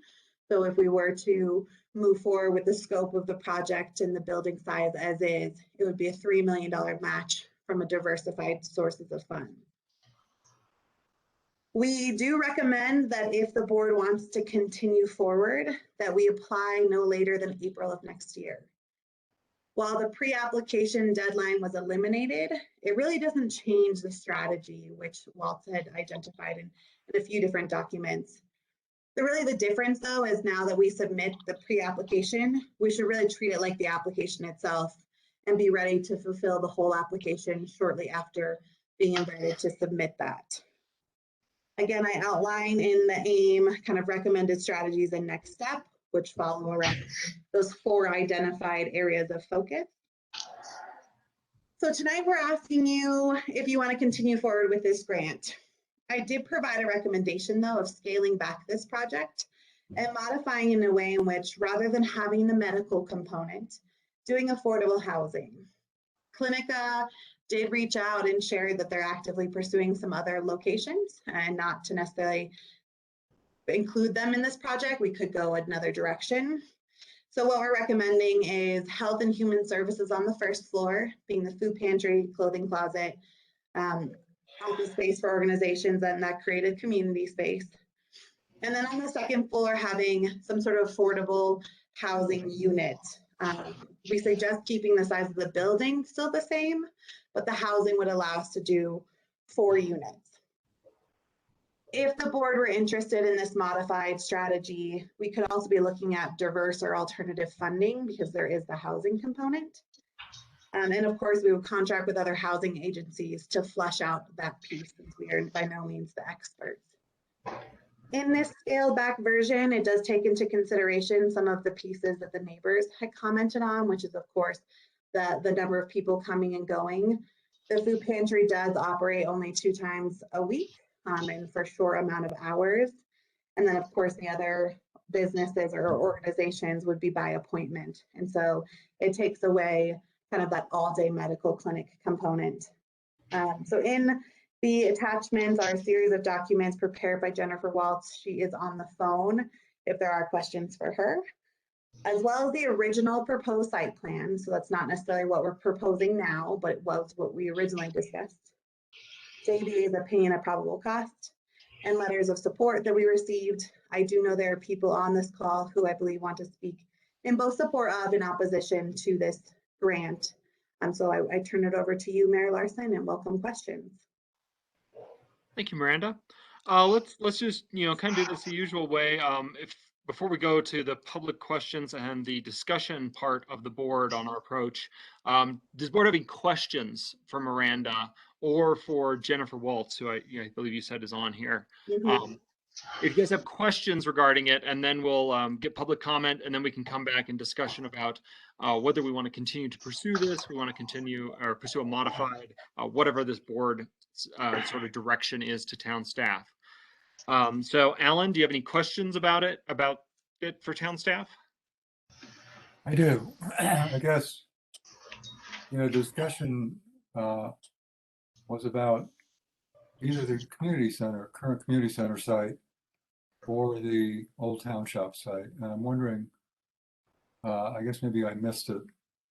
Why did we jump away from revitalizing and expanding the current community center and trying to relocate everything up to the town shop?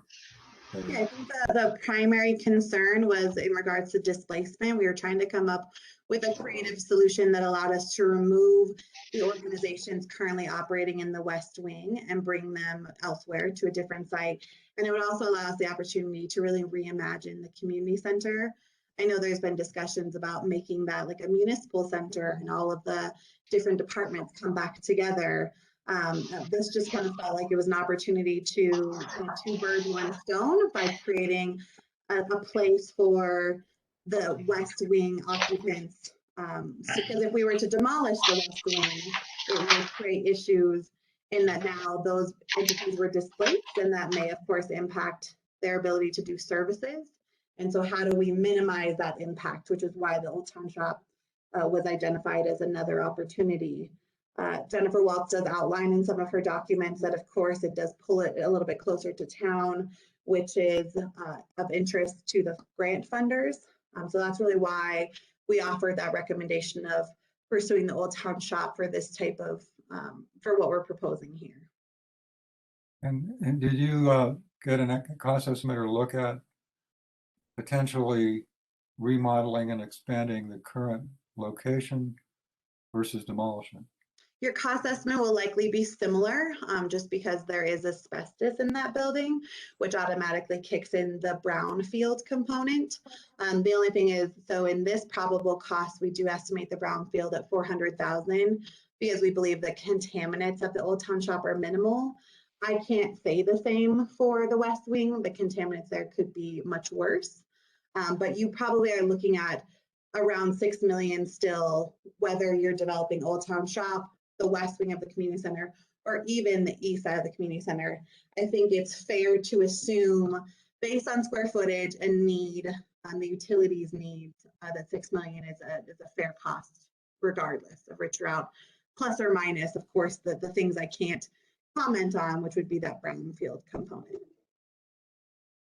Okay, well, I guess, excuse me, I personally am not completely sold on the Old Town Shop location, and I haven't had a lot of feedback from the community, but the feedback I've had is, why are you going down there? Why don't you just use the current space and improve it?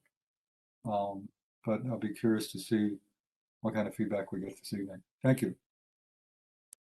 Ellen, this is Dawn. May I weigh in? Dawn, let's have a, can we get, well, yeah, I guess this is questions for staff. You're in your staff role now, sorry. Yes, I am in the staff role. Absolutely. So one of the problems with the current community center site, remodeling the current West Wing as it exists is not an option. The fire marshal has made that absolutely clear, won't allow it. I agree 100% that it has to be demolished. It cannot be remodeled. There's many reasons for that. We don't need to go into that tonight. So it would have to be demolished. So the cost of rehousing all of our human services partners would be significant. So that's one thing. The other element that I think people overlook, and as someone who's managed that site for going on 15 years, it has accessibility issues, as you know. The percentage of individuals who would be utilizing the services of the pantry and just the operations of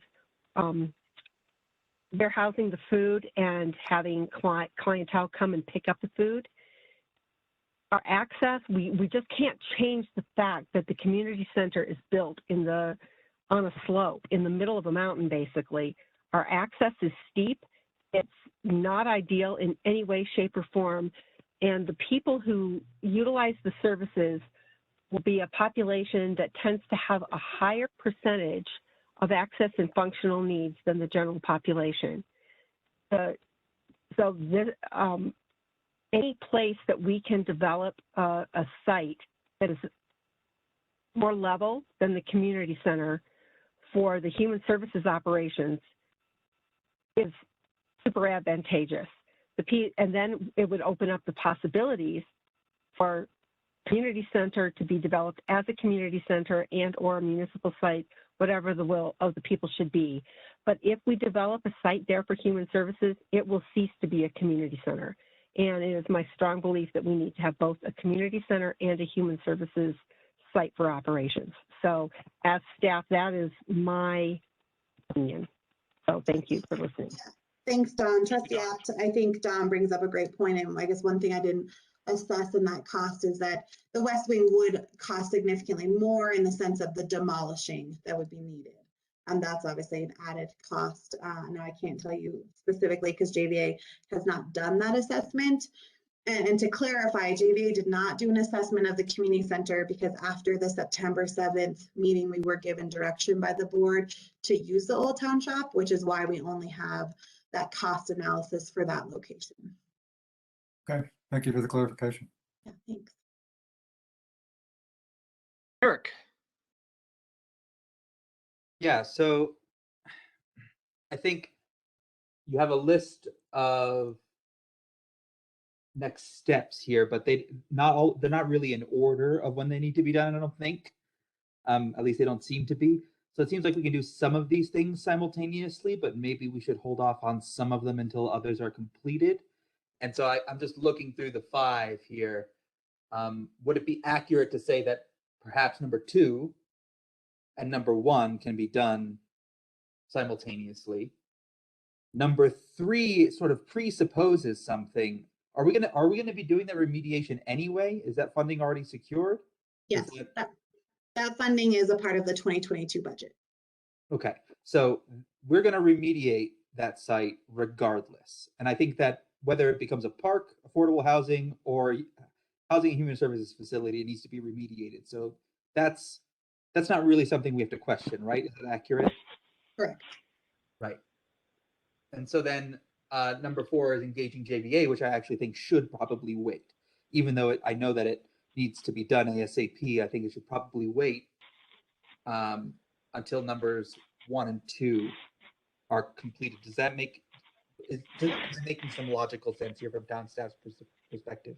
Absolutely, and I think we too agree, especially that community outreach activities, doing that quickly, getting that in place. Again, I know there are concerns from the community about how this kind of unfolded, and of course it unfolded quickly because of that initial pre-application deadline, which luckily doesn't exist. And so we do agree that number 2 is absolutely a priority, and then have already begun discussions about number 1, specifically being Boulder County's American Rescue Plan funds.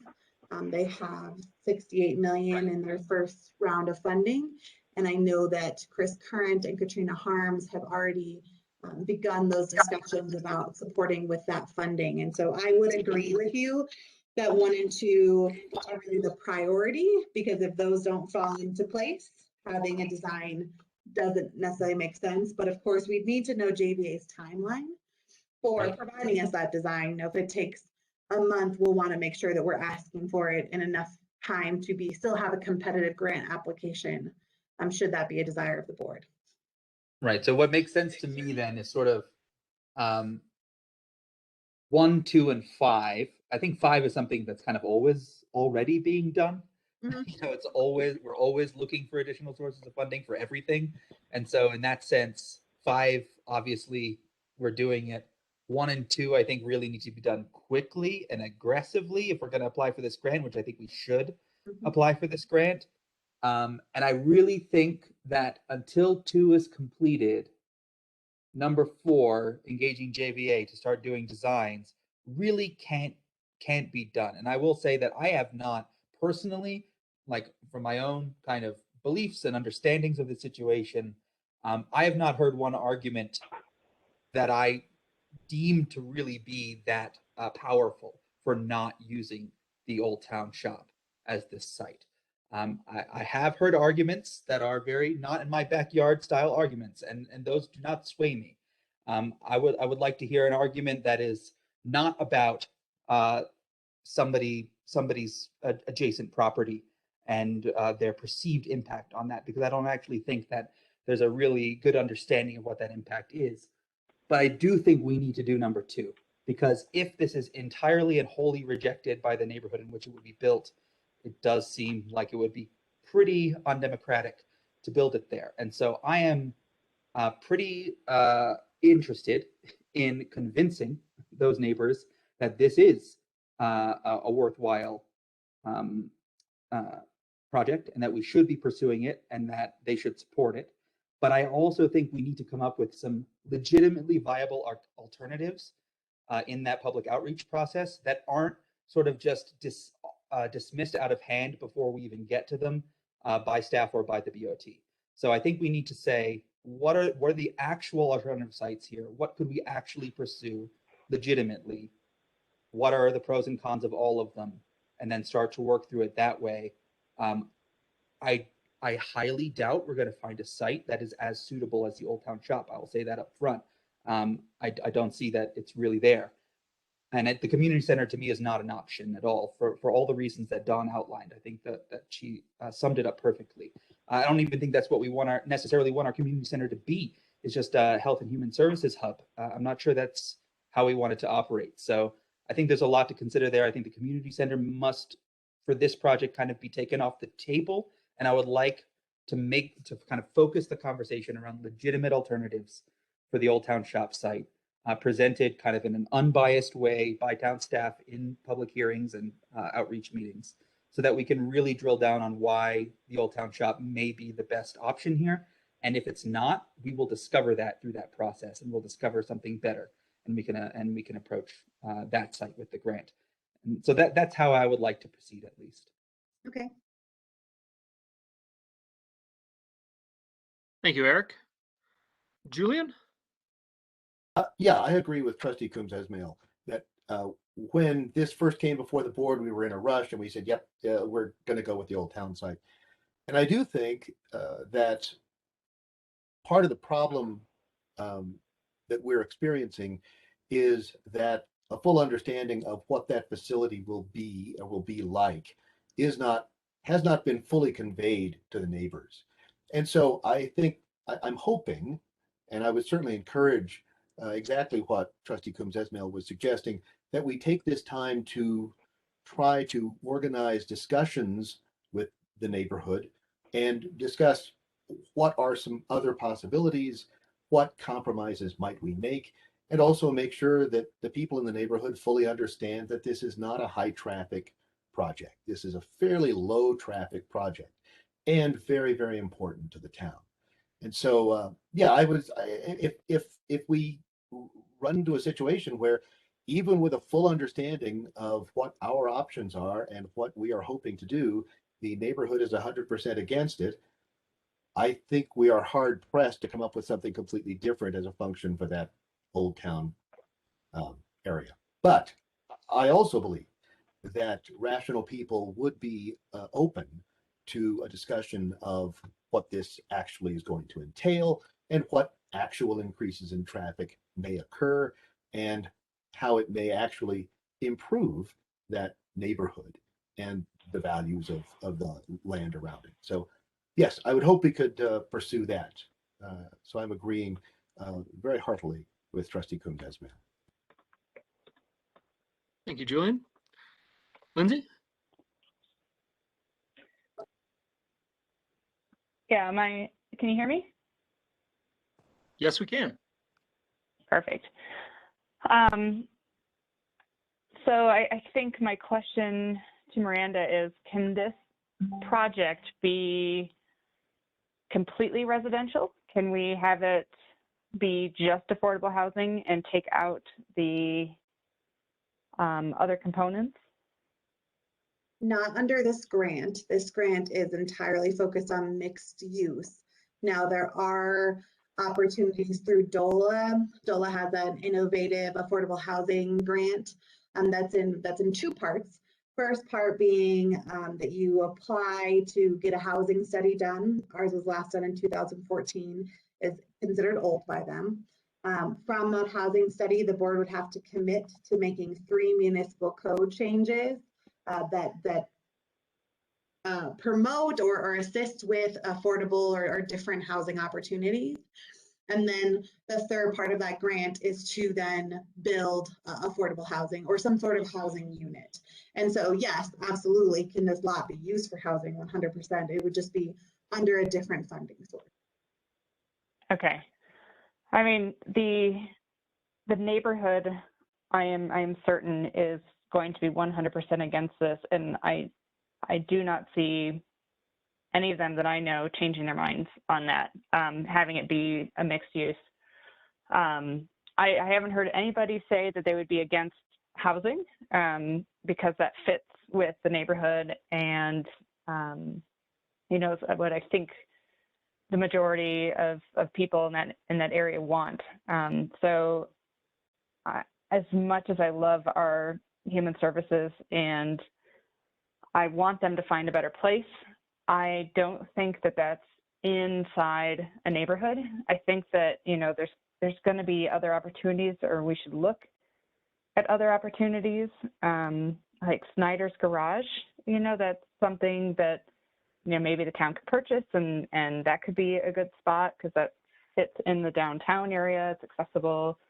I think that's where I would envision seeing kind of our health and human services is more in the core and not tucked away in the neighborhood, where I think the majority of us on that street, we want to see it stay residential and kind of build it to be more families out walking their dogs and, kids in the street. I think that's the feeling of the neighborhood. And I would bet that that's what they all want to stay.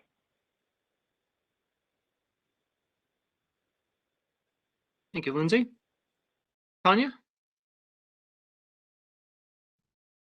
Okay, my notes are all over the place. I feel like this project is all over the place. For instance, the component of it has to have these artist studios with like possible retail and exposition and showing.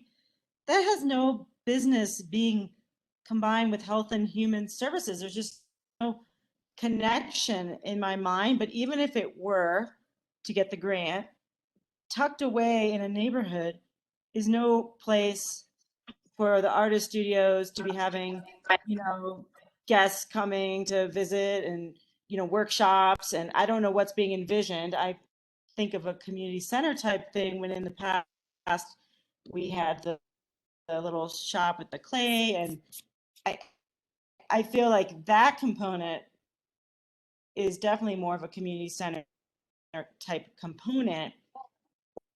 Or I love what Lindsay said about Schneider's Garage, because I was thinking the same thing. I mean, that's a great location for, I know it's not for sale, but it is, but it's much money. But that's the location I envision this grant. We're talking about revitalizing a downtown area. That is an area that is, it's got waste, it's got issues, it's blighted. By saying that the old lot is actually closer to town than the community center, it really isn't. It's like half a block, maybe. The community center is much more, in my mind, part of our community, part of our downtown area. It hosts so many workshops, events that people come to, and it's in desperate. This is what it's getting to me. Is if we do this, community center is not going to get touched for another decade, and it's a mess. And I feel like we should really think about how can we fix this community center. So I think it's really important for JVA to give us an assessment of what developing the east parking lot could be. That way the west stays hosting the food pantry until the new unit's completed, and then they can move over, and then that gets demolished and it's parking. But without having two to compare it, you can't just tell us to choose one because you say it's better and cheaper without an actual engineer telling us both options and the cost and the designs. And I think neighbors need to understand exactly like what square footage is the food pantry going to take? What square footage are these art studios going to be taking? What are these art studios even about? Like, I feel like you're just trying to pick things to get this grant, and you're like, the grant wants these things, so we got to put it all together in one thing. And when that area should just be housing. And I don't know, that's just my opinion. I mean, I'm not thrilled with how it's all coming together. It seems disorganized, and it doesn't, in my mind, gel. I love the idea of art workshops and studios and that kind of thing, but that needs to be either in the community center or somewhere that's going to get some foot traffic from people. I mean, because you're not going to have an art showing on First Friday and have people come in some neighborhood. That's weird. So I just don't think it's being thought through. And I think before we can really make a decision, we need to have the community center and maybe some other locations that town owns. You know, I know you had that little meeting a couple weeks ago and that was very informative, but I think we need more before we can make our decision and just put all of our money in this old town shop when we know the neighbors are all against it. And maybe we'll change their mind now that there's not going to be a medical center, which would have more traffic. But I love the affordable housing on top. I'm just not seeing how it's all going to go together. It would really help if you had some drawings and designs and explanations of what these art studios are going to be about, and the square footage of everything. That's all right now I have to think about. Thanks, Tanya. So if you can answer some of those questions, that would be helpful because I'm just not seeing it gel. And also, how are we going to fund this? You're like low interest loans or this and that. I'm like, well, if that was an option, why haven't we built affordable housing using low interest loans and whatnot decades ago? I mean, purchased a bunch of land that we desperately need to do these projects. So I'm all for it, but I don't know if I want to like go totally in debt over an area just to house a bunch of clothing and food when it doesn't, you know, we could maybe find a cheaper alternative for that spot for that sort of thing. I like the housing. That's what I really like. So that's kind of my opinion. Thank you, Tanya. Thank you. Jonathan? Similar to my earlier discussions, after a few discussions with this, reading emails to the BOT, I unfortunately am going to have to recuse myself from this conversation as a result of being the youngest son of Don Baumhofer, who for 15 years has been your community center director. Regardless of my expertise from a building perspective, my knowledge of that building, my connections with town, my strong opinions about the need for health and human services, it appears that this town prioritizes the appearance of impropriety over the reality of expertise and decision makers.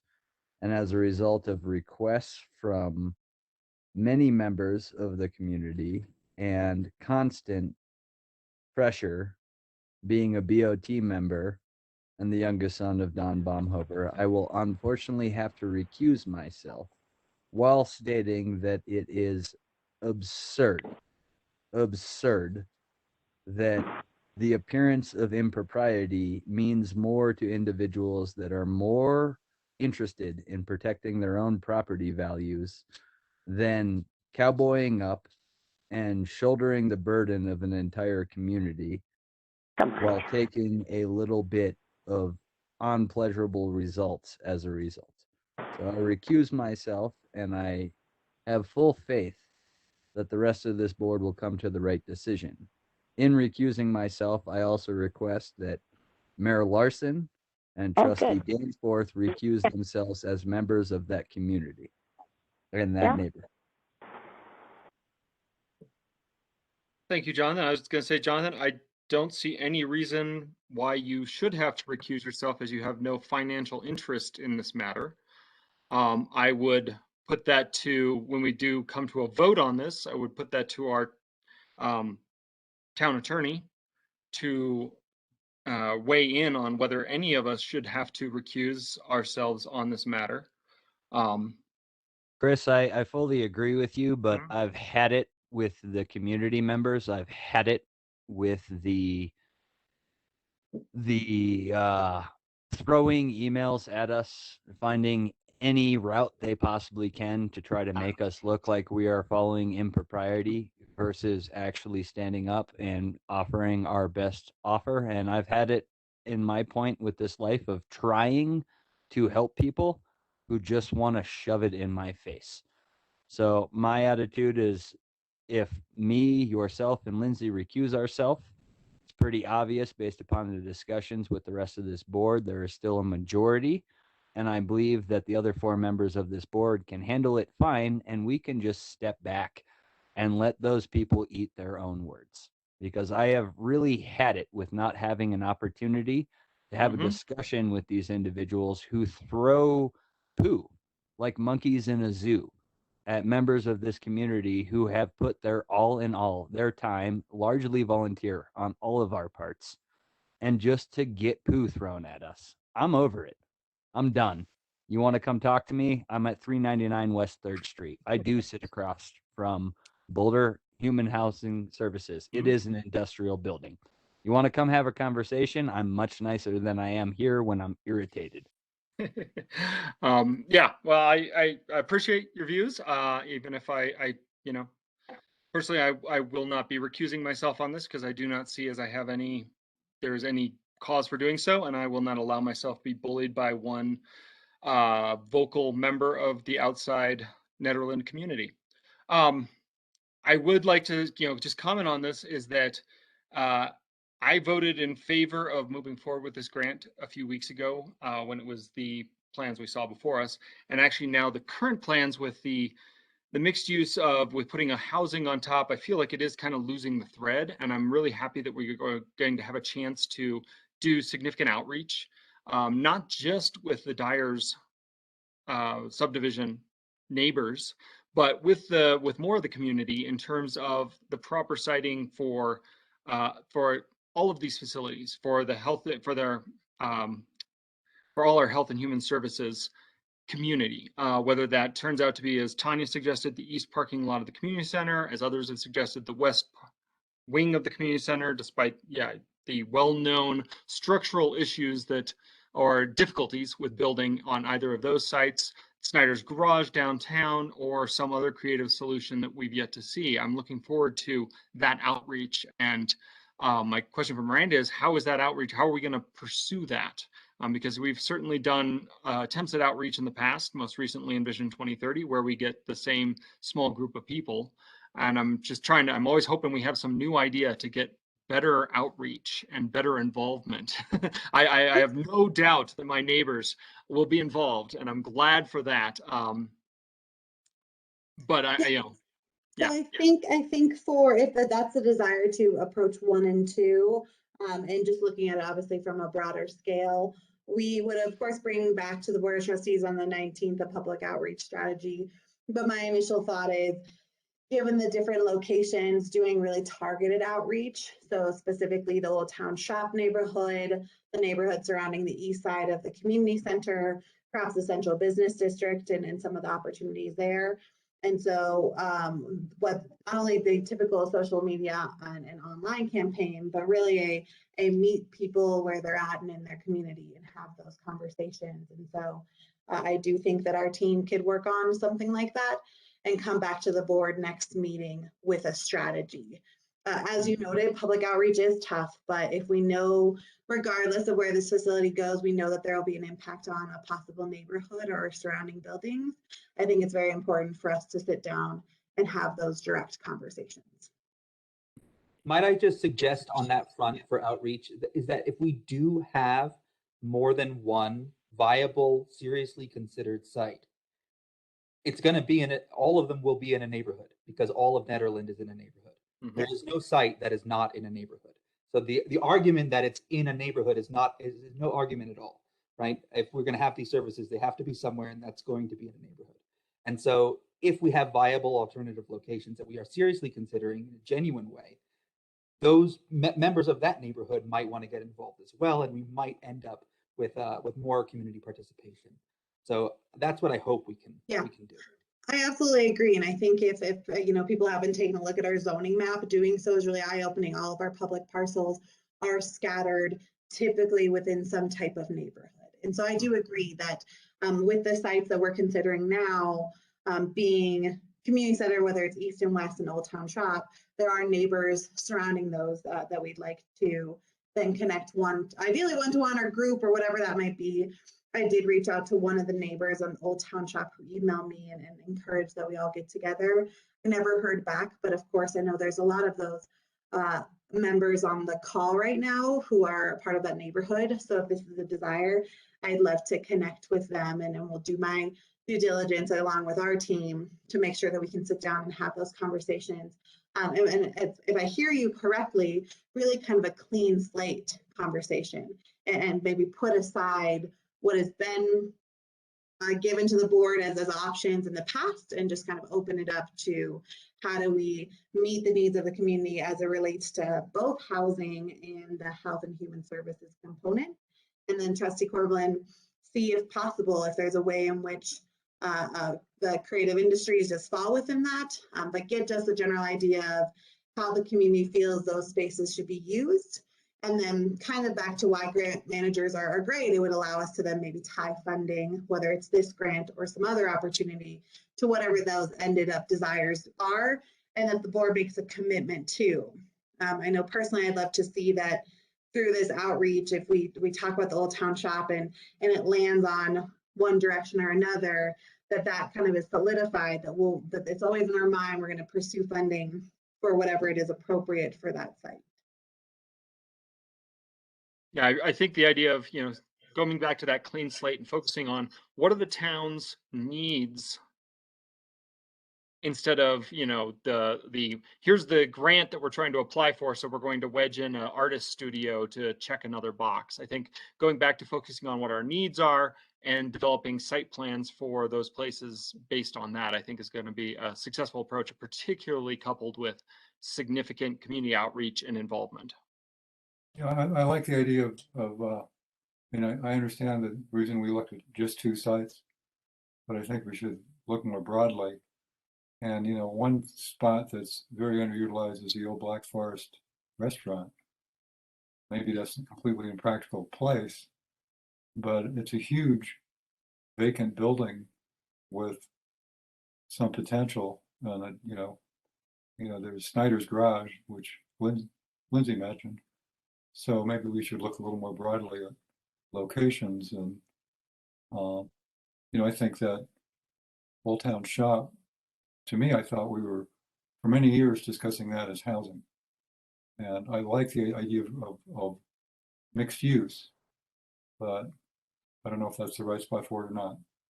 But I appreciate the creativity that's being applied. So I do know we have a lot of people here who would like to speak on this tonight. So I want to throw open the floor to public comment. And I think everyone has heard the drill a few times tonight. So come on camera or come on audio, catch our eye, and you can have up to 3 minutes to speak. If you're one of our call-in users on the phone, remember *6 to unmute yourself. Otherwise, I am scanning, looking for who would like to speak first.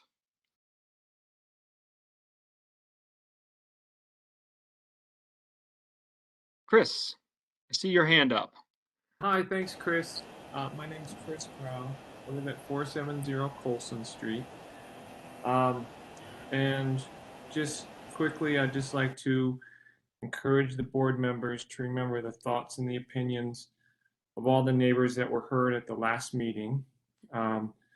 If you could just please keep those voices in mind and take them into consideration as you make your decision about the Old Town Shop site, it would be much appreciated.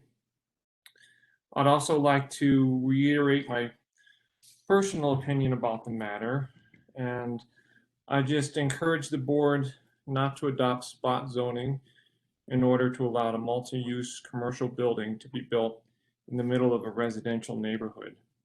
I'd also like to ask that you please keep the Old Town Shop site as a residential area, and please keep it medium density, which is in line with the already existing area. Thank you for your consideration. Thank you, Chris. Next hand I saw up was Annette. Fairfield Frank.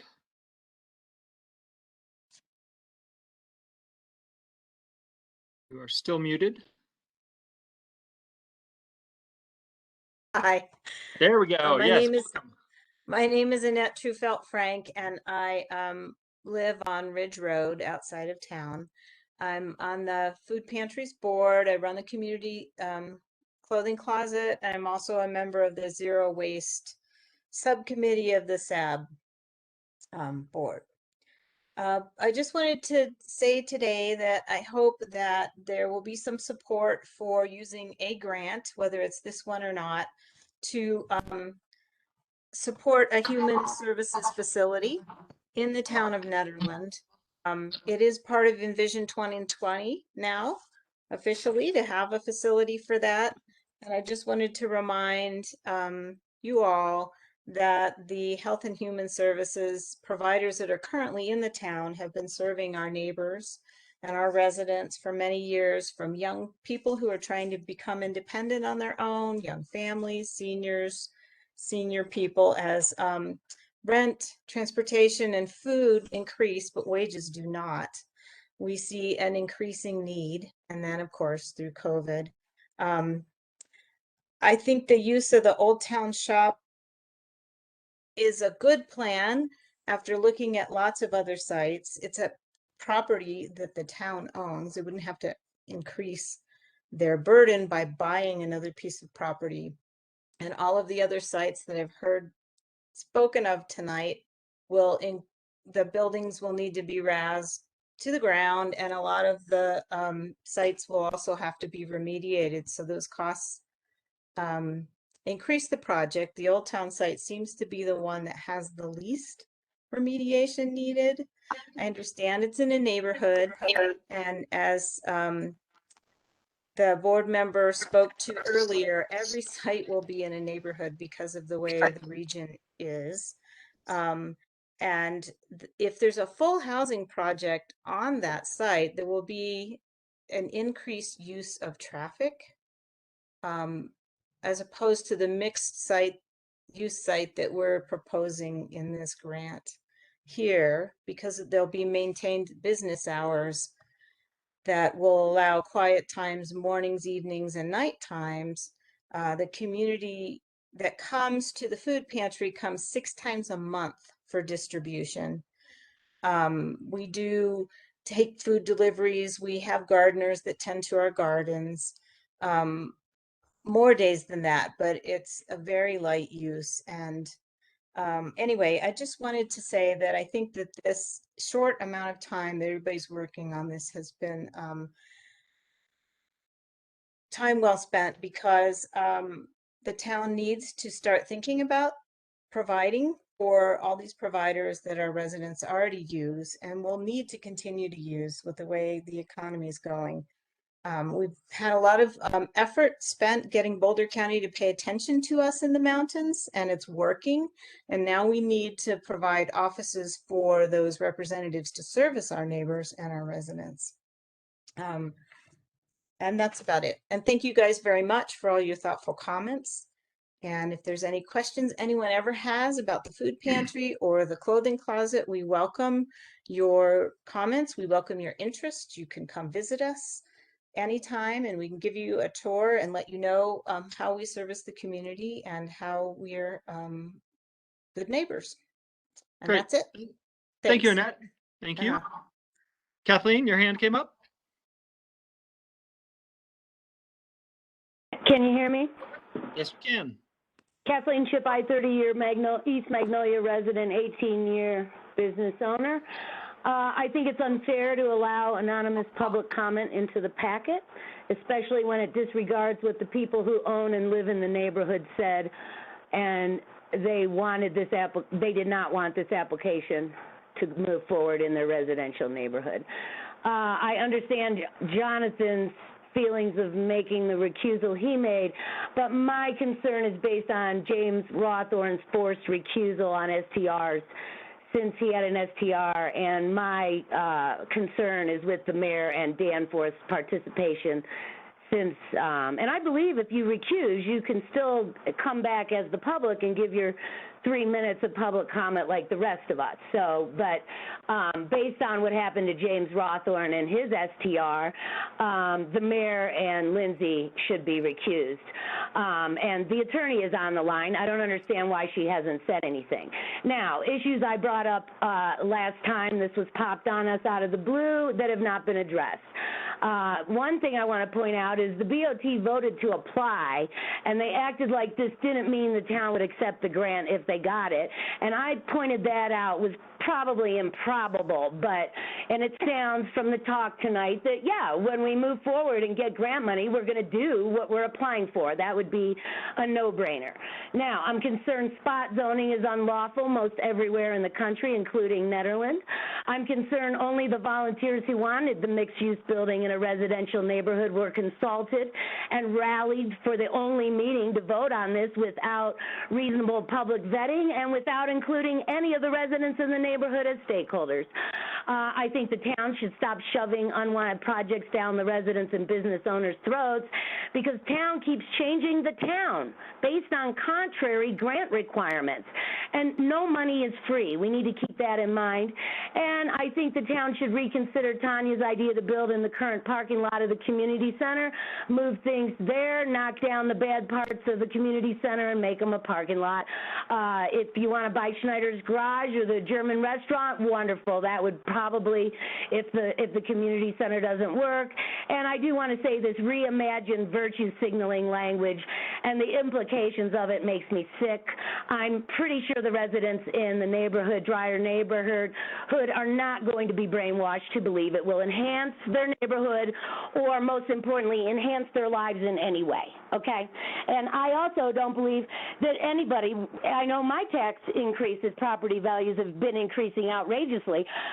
The argument that, well, your property values will increase, that makes no sense to me. If this is your forever home and you're not planning on selling, you don't want additional value to your property, not at all. And that's my opinion. Thank you, Kathleen. Anyone else from the public? Ron, Sorry, go ahead. I see you. Charlie Woodcock is the name on here, but Yeah, okay, it's me. Can you hear me? I do. I can. Yes, please introduce yourself. And yes, I didn't know what to put in, and that got me in. My name is Becky Heiser. I'm Charlie Allen's sister, and we have owned the property our family has on 198 Caribou Road, and it goes down to 5th Street for 63 years. So I don't know if anyone can top that, but we love Nederland and always have. I live in Illinois. I've been a realtor for 31 years.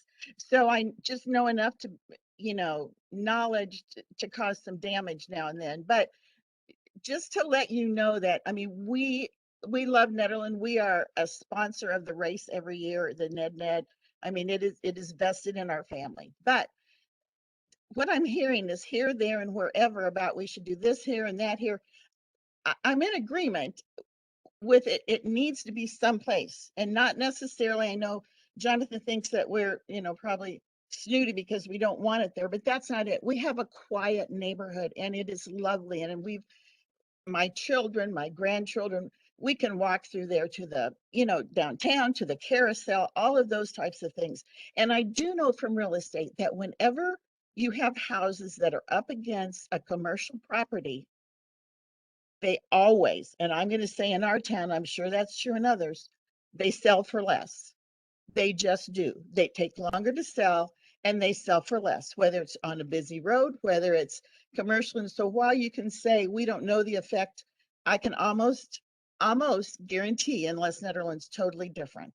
And as our taxes go sky high, it would be nice if we still had some peace there in that neighborhood.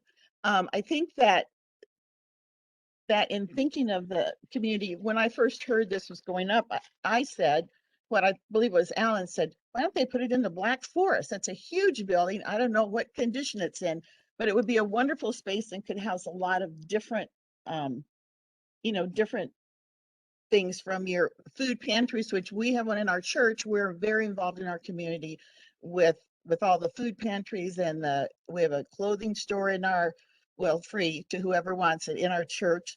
So I do know the need for that in the community. And I think it would be so exciting if you could come up with an area to have it, and maybe even, as Tanya said, some housing to go along, with it.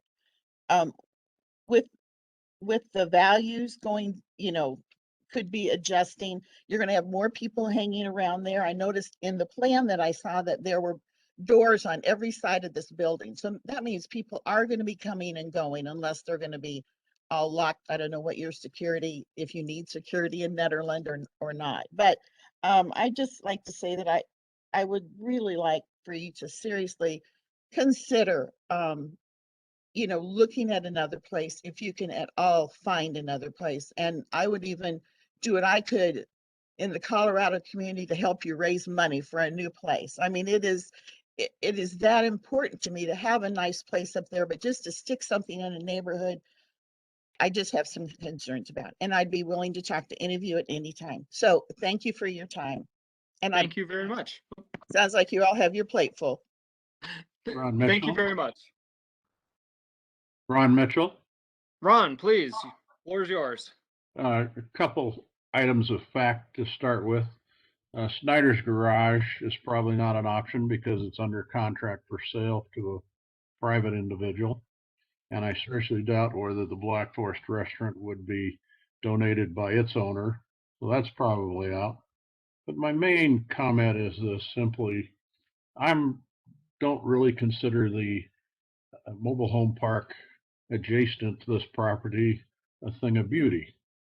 And I think you should, whatever happens to this property, and something will sooner or later, it has to, I think you should broaden your scope, maybe do a joint venture with the adjacent property owner, because the two properties are bounded by 4 streets or would be.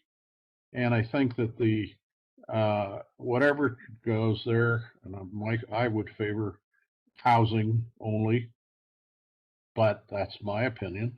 But I think that you would do a better job, have more space, more parking, be more amenable to the neighborhood if you considered that and approached, or considered approaching anyway, the adjacent property owner for some sort of arrangement to utilize the entire area for something that does end up reasonably compatible with the community and comes to a compromise with the factions that are on either side of this issue. Thank you, Ron. Any other members of the public? Hello, Chris. This is Charlie Woodcock. Yeah, Charlie. I saw your name earlier. I was like, that's not Charlie. But yes, I think there's obviously been some confusion with that, but nevertheless. Please go ahead.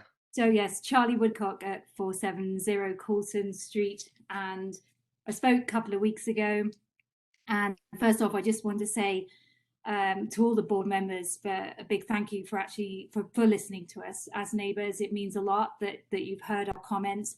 And we certainly do welcome direct conversations.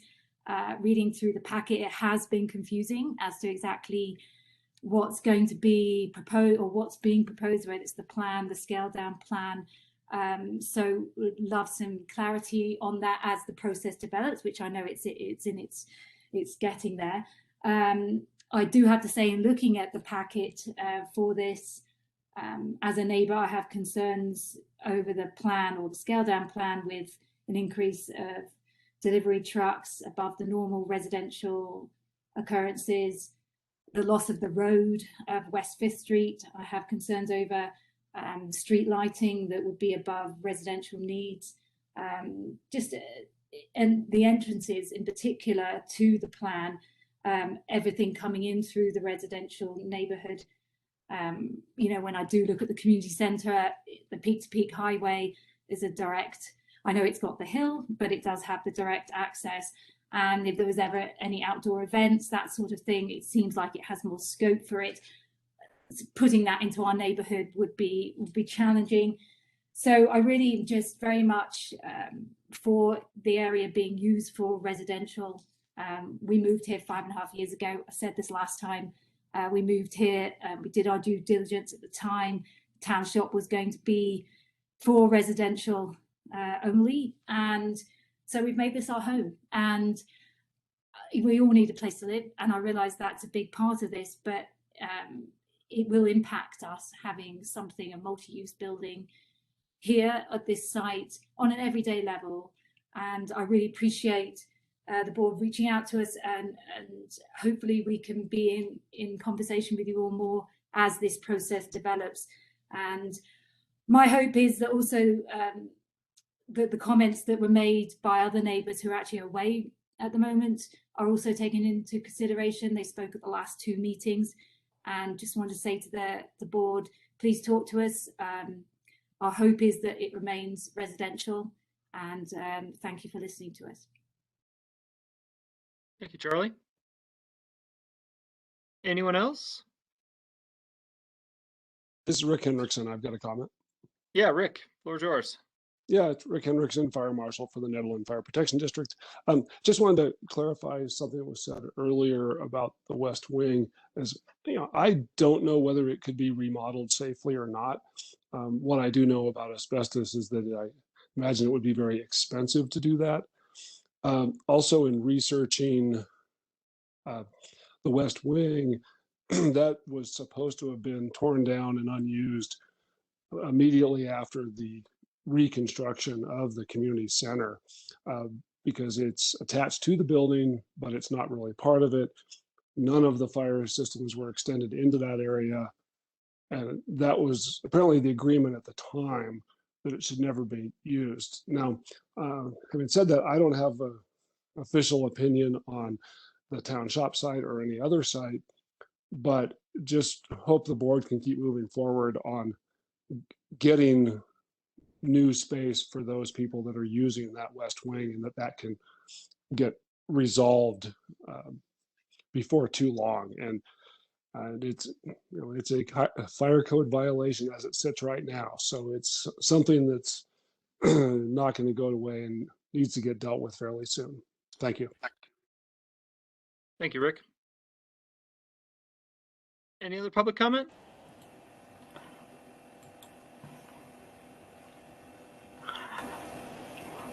Chris, I thought I saw your camera come on. Yeah, you did. This all started with town realizing that something needs to happen with the West Wing and with those folks who are residing there. And we are one of the residents. And we do need a permanent, safe, accessible location. We serve a lot of community members and neighbors. We can't just go away. And we have valued our partnerships with the town for the past 9 years that we have been in the West Wing, and have partnered on innumerable events, from setting up shelter when we have disasters, to hosting Team Rubicon, to participating in health fairs jointly. I don't think we've been a bad partner. I think we've been an excellent partner, and I would like to continue that relationship. And that's about all I have to say. Thank you, Chris. Anyone else?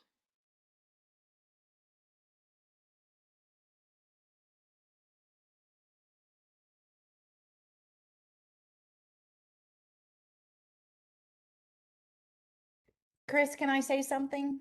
It's I thought I just saw your camera come on, Katrina. I was pausing there to see if you popped up. Please, the floor is yours. It's that lag. I do want to say that in working through this, and regretfully the speed, Nederland always seems to be reactive rather than proactive, and someday we'll change that trajectory.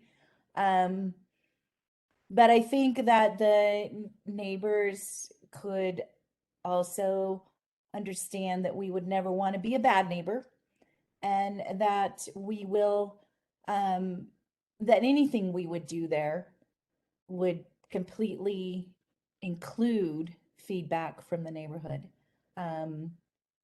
I think that a daytime business there would be less impactful than a residential affordable complex, which is what the other option is. And I do believe that there are ways to work with the neighborhood, and would hope that the outreach can show that that's what we would be. I do feel like this is important not just to Nederland, but to the region. And Nederland needs to also understand that they are the hub for this peak-to-peak region. Whether you've been here a few years or many years, it's changing. It's changed and will continue to change. And I feel like that we would do everything we could. I like that spot because we would be a low impact spot. And it also is affordable. All the other options, including the Black Forest, including a lot of the things that have been mentioned, are just not feasible for many reasons. And if you don't think we've looked at all of these things, we have. So I hope that we can continue and go through a discussion and some outreach, and that we can all talk about it. And I think you'd be surprised at how we would be able to make this very low impact. So thank you very much. Sorry, Katrina Harms, Nederland Food Pantry, Peak to Peak Housing and Human Services Alliance. Thank you, Katrina. Anyone else?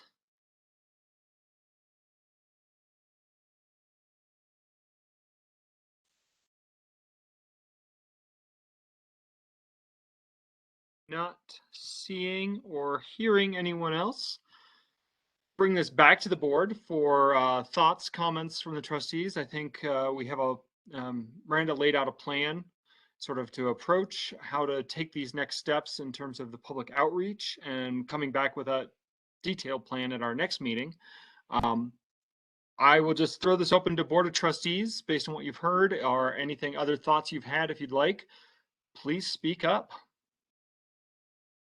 Mayor Larson, can I ask a clarifying question that maybe will generate some responses?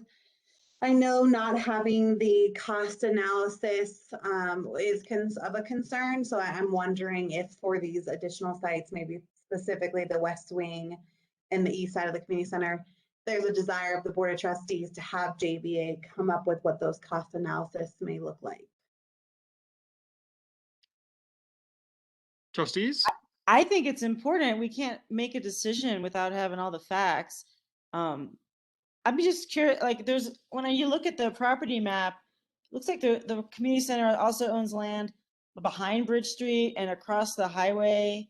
I don't know. It seems like we shouldn't eliminate the community center because it would kill two birds in the fence. That we have to fix this community center at some point anyway, and we create a space for the food pantry and for artists, and it makes sense to have those together in that space. That's my opinion. But without a JVA assessment, how could we actually make an opinion?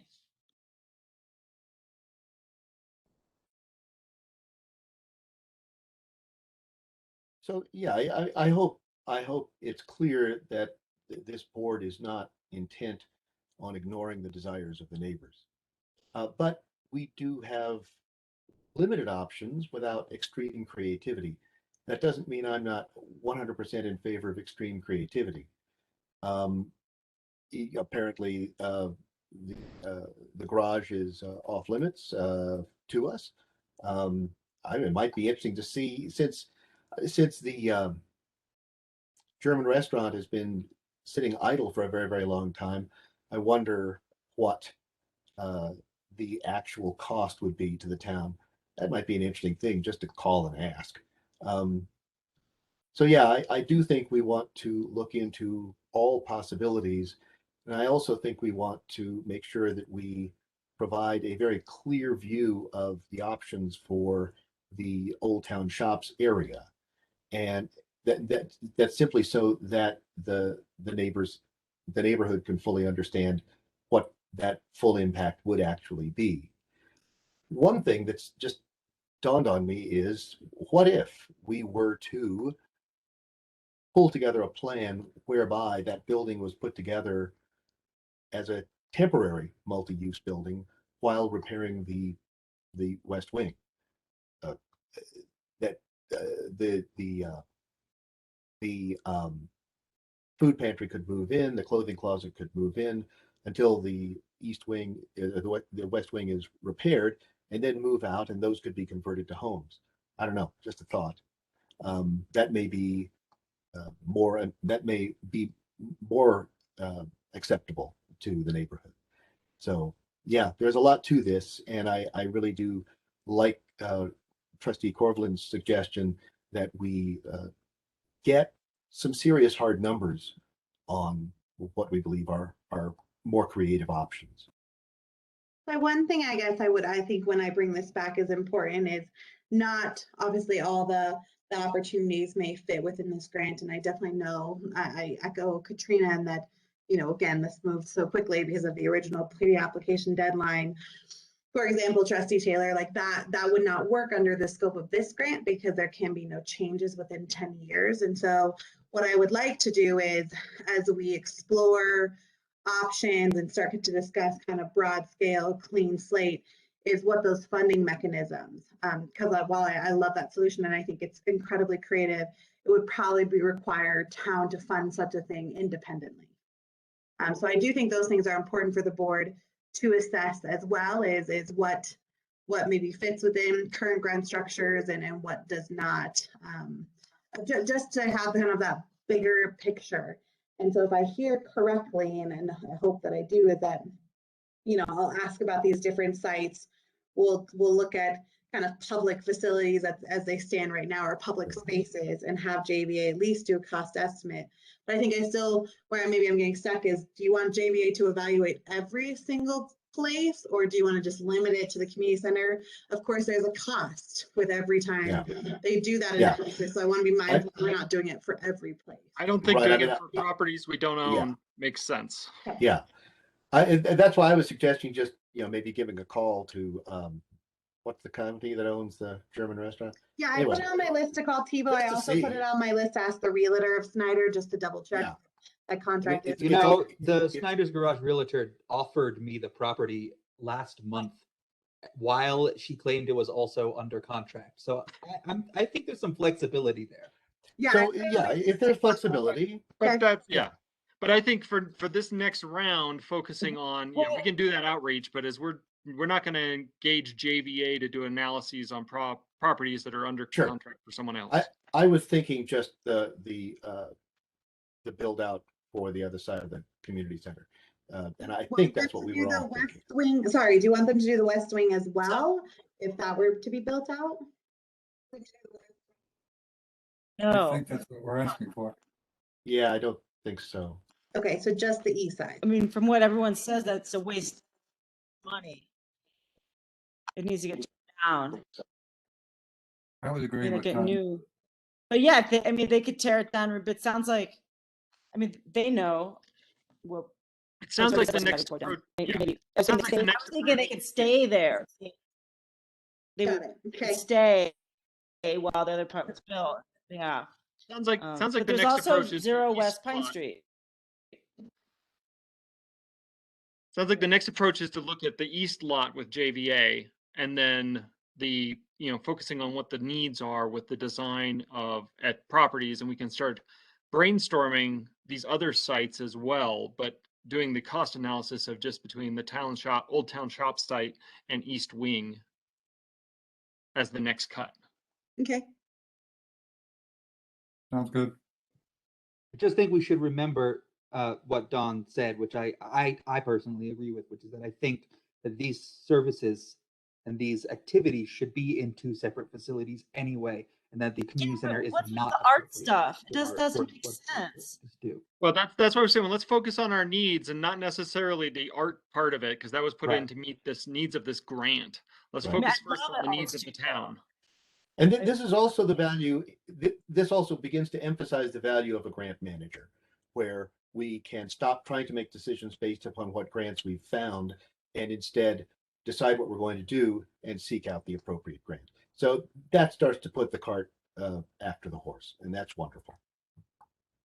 And I just want to be clear, I am in very much favor of art studios and show spaces for our many artists in this town who have been wanting that, but I just don't see it together in that location. That's all. Mhm. I'm not anti-art by any stretch. I'm pro. That would be a strange position for you to be taking, Tanya. Yeah, I don't want any competition. Miranda, do you think you have direction?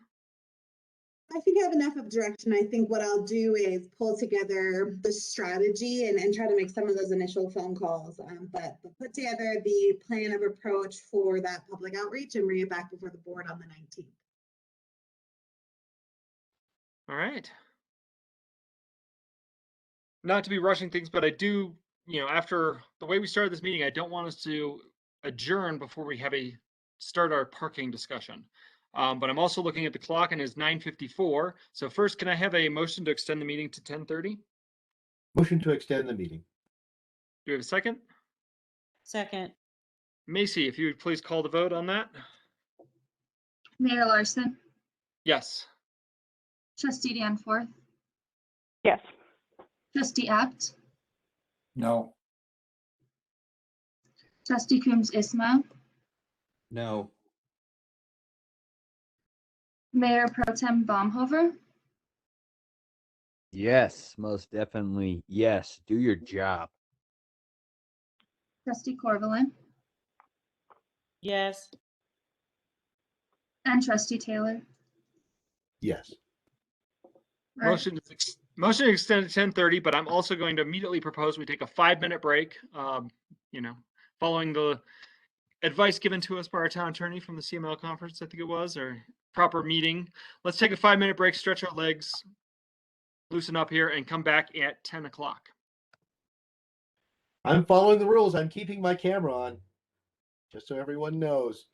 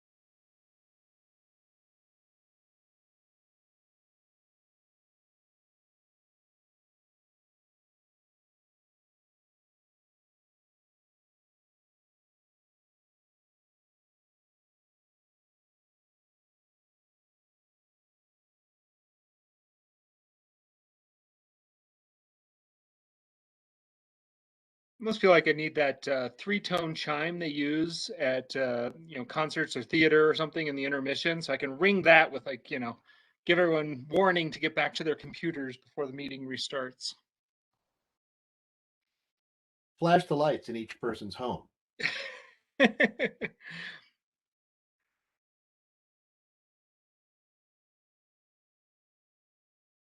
Well, it is 10 o'clock, so we will bring this back to begin our parking discussion that was brought to us by Trustees Corvalin and Danforth. So I'm actually going to turn it right over to those two to open this up and start directing us and pulling some comments. So Tanya, Lindsay, take it away. Lindsay, you want to go first? Want me to go first? Doesn't matter to me. Well, I haven't prepared anything in specific, but it's obvious parking code's not working. It probably needs to get scrapped and rewritten from scratch again, or obviously just amended. But so I think this is just a discussion for us to give some feedback on some ideas of how we can improve it. So I have some ideas, but I figured maybe we should all talk about and see what we can come up with. Yeah, absolutely. I'm so glad that Tanya decided to work with me and bring this, before the board, because I think over this last year we've seen variances come before us, and if you really look into what we require some of these older buildings, especially in the downtown district, and we try to require parking when they were originally allowed to build on 100% of their lot. So they don't have anything on their parcel at all to offer for parking. And then we've been allowing, agreements with nearby lots. But again, those agreements carry no weight and can be broken at any time. And so I don't think those are really serving any purpose to have any kind of parking agreement with other owners. So I think what's tough is, we have people complain that there isn't enough parking. And then we also have people complain that we can't enforce people to have more parking on their properties. So I'm hoping that we can find some kind of compromise or vision for what we want to do. I think for me, where I want to focus is, in the central business district, especially in buildings that cover 100% of their lot. That what do we do in that situation? Maybe that's the only area we need to focus on, the central business district, and what we can do to accommodate existing structures, but also not allow for so much infill that we eliminate any parking at all in Nederland. So it's a tough position for us to be in. And again, I personally just think it's the older buildings that we need to take into consideration and think about our central business district. But I want to open the floor to other members to see, if we can try to focus this on either a particular area or scrap the whole thing. I'm curious to see where everybody else stands. Jonathan, I want to. Sorry, Tanya, go ahead. Go ahead.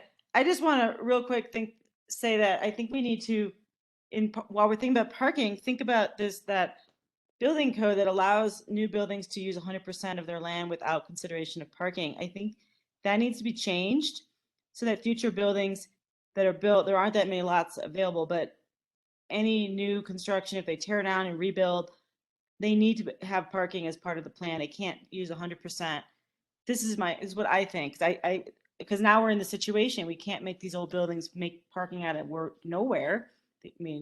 But we can impact the future by requiring new constructions to accommodate parking. Maybe not as much as we're saying, but at least a half a dozen spots or whatever, for a place like Busey, to have nothing is crazy. So I'll kick this off after the introduction from Trustee Corvalin and Danforth. we are in this odd spot. And at some point, a previous board decided that we were going to use fees to magically create parking, and that hasn't worked. We have a certain amount of parking, and we're kind of stuck with that. And except for cases like Trustee Corvalin has brought up, new construction, where we could say, look, you've got to make sure you've got parking on your lot. We're in this odd spot where finding the parking is what we're struggling with. So what I'm wondering is if we couldn't take a hint from the book that Ron Mitchell introduced us to, and make parking less necessary. One possibility may be to consider the possibility of a circulator, and then market Nederland as a town where you can take the bus and it's easy and you can get anywhere. Jeanette and I did a little trip from the community center to the high school, hitting all important spots, including the central business district and the post office. And it takes less than 30 minutes, maybe 20 minutes. With stops, 30 minutes. So an interesting experiment might be to say, look, there's a circulator that's going all the time, all day. And if you take the bus up here, you don't need a car. You can take the bus up here and the circulator will drive you wherever you need to be within Nederland. And we could test this out on Saturdays and Sundays, not all week. And if it works and we're able to get fewer people to drive their cars and more people to take the bus, maybe we be a town where parking is just plain less necessary. So that's my thought. It would be extra cool if we could make it an electric bus. But I think if what we're trying to do is outline the problems, I think that Julian has hit on something, and that is that parking is necessary currently in town. And if we can find a way to make parking less necessary in the central business district, that makes a lot of sense to me. But the way that things are currently set up in our current situation, without devising any new grand master plan, I think that what we need to do is exempt the central business district from requiring from the parking requirements. I think that just needs to be done. We are already just kind of waiving those requirements through these variance requests, and instead of doing it that way, we should at least make that an administrative decision as per code, or exempt it entirely. And from there, I think we can look at our comprehensive plan, for instance, that says we need to identify and develop parking outside of the CBD and find ways to get people to park there and walk into town and make town more walkable. And there's all sorts of solutions we could come up with there. But I think the problem is that parking is necessary. The other problem is that there is no parking, because you can't just magic space up out of thin air with money. It doesn't work that way. And I think that we should probably eliminate the parking fund as it currently exists and exempt the CBD from those parking requirements.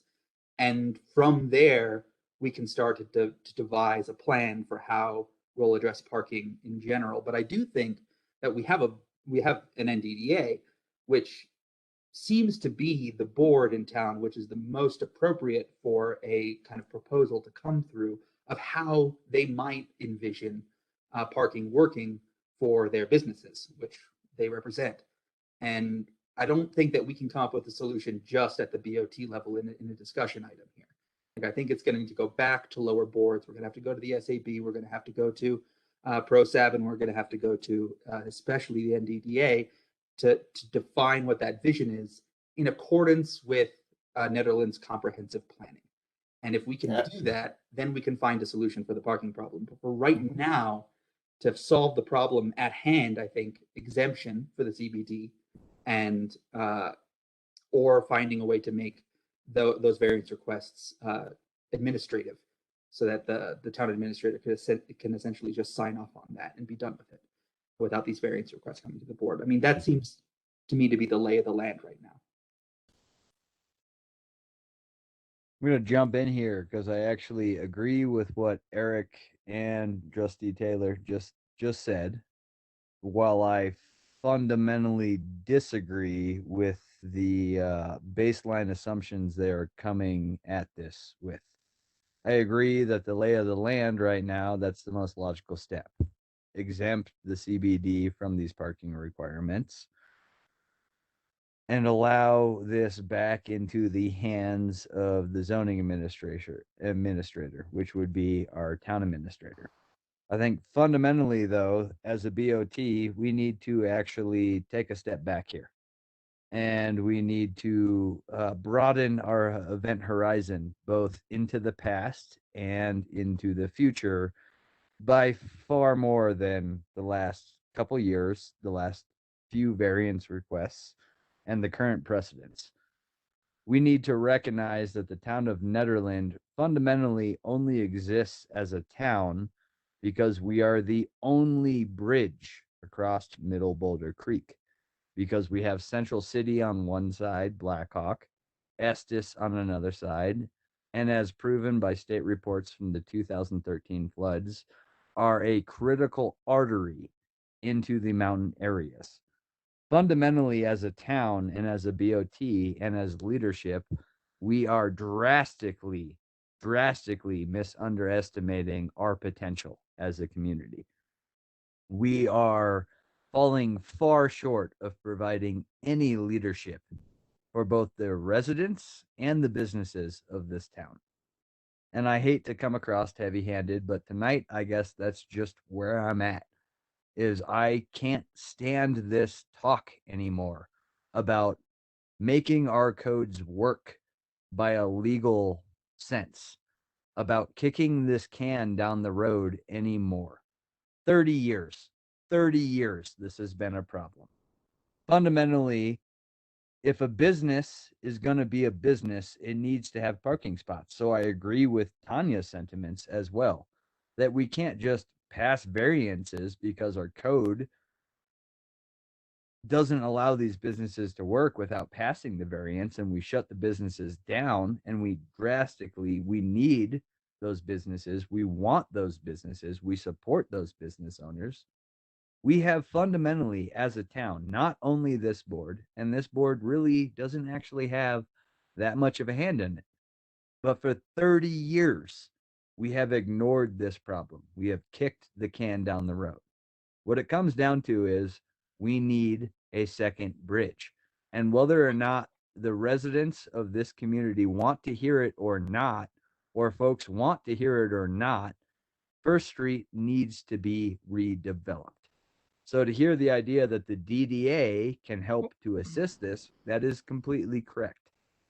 But until we allow First Street to be redeveloped, until we take these buildings that are functionally non-compliant, functionally non-functional, and actually allow investors to redevelop them, we're never, ever going to solve this parking issue. And I might be the only member of this board willing to just come out and throw it in the open in a public discussion and tell the public, you either choke the fact that the town of Nederland has been put on the map and that change is inevitable.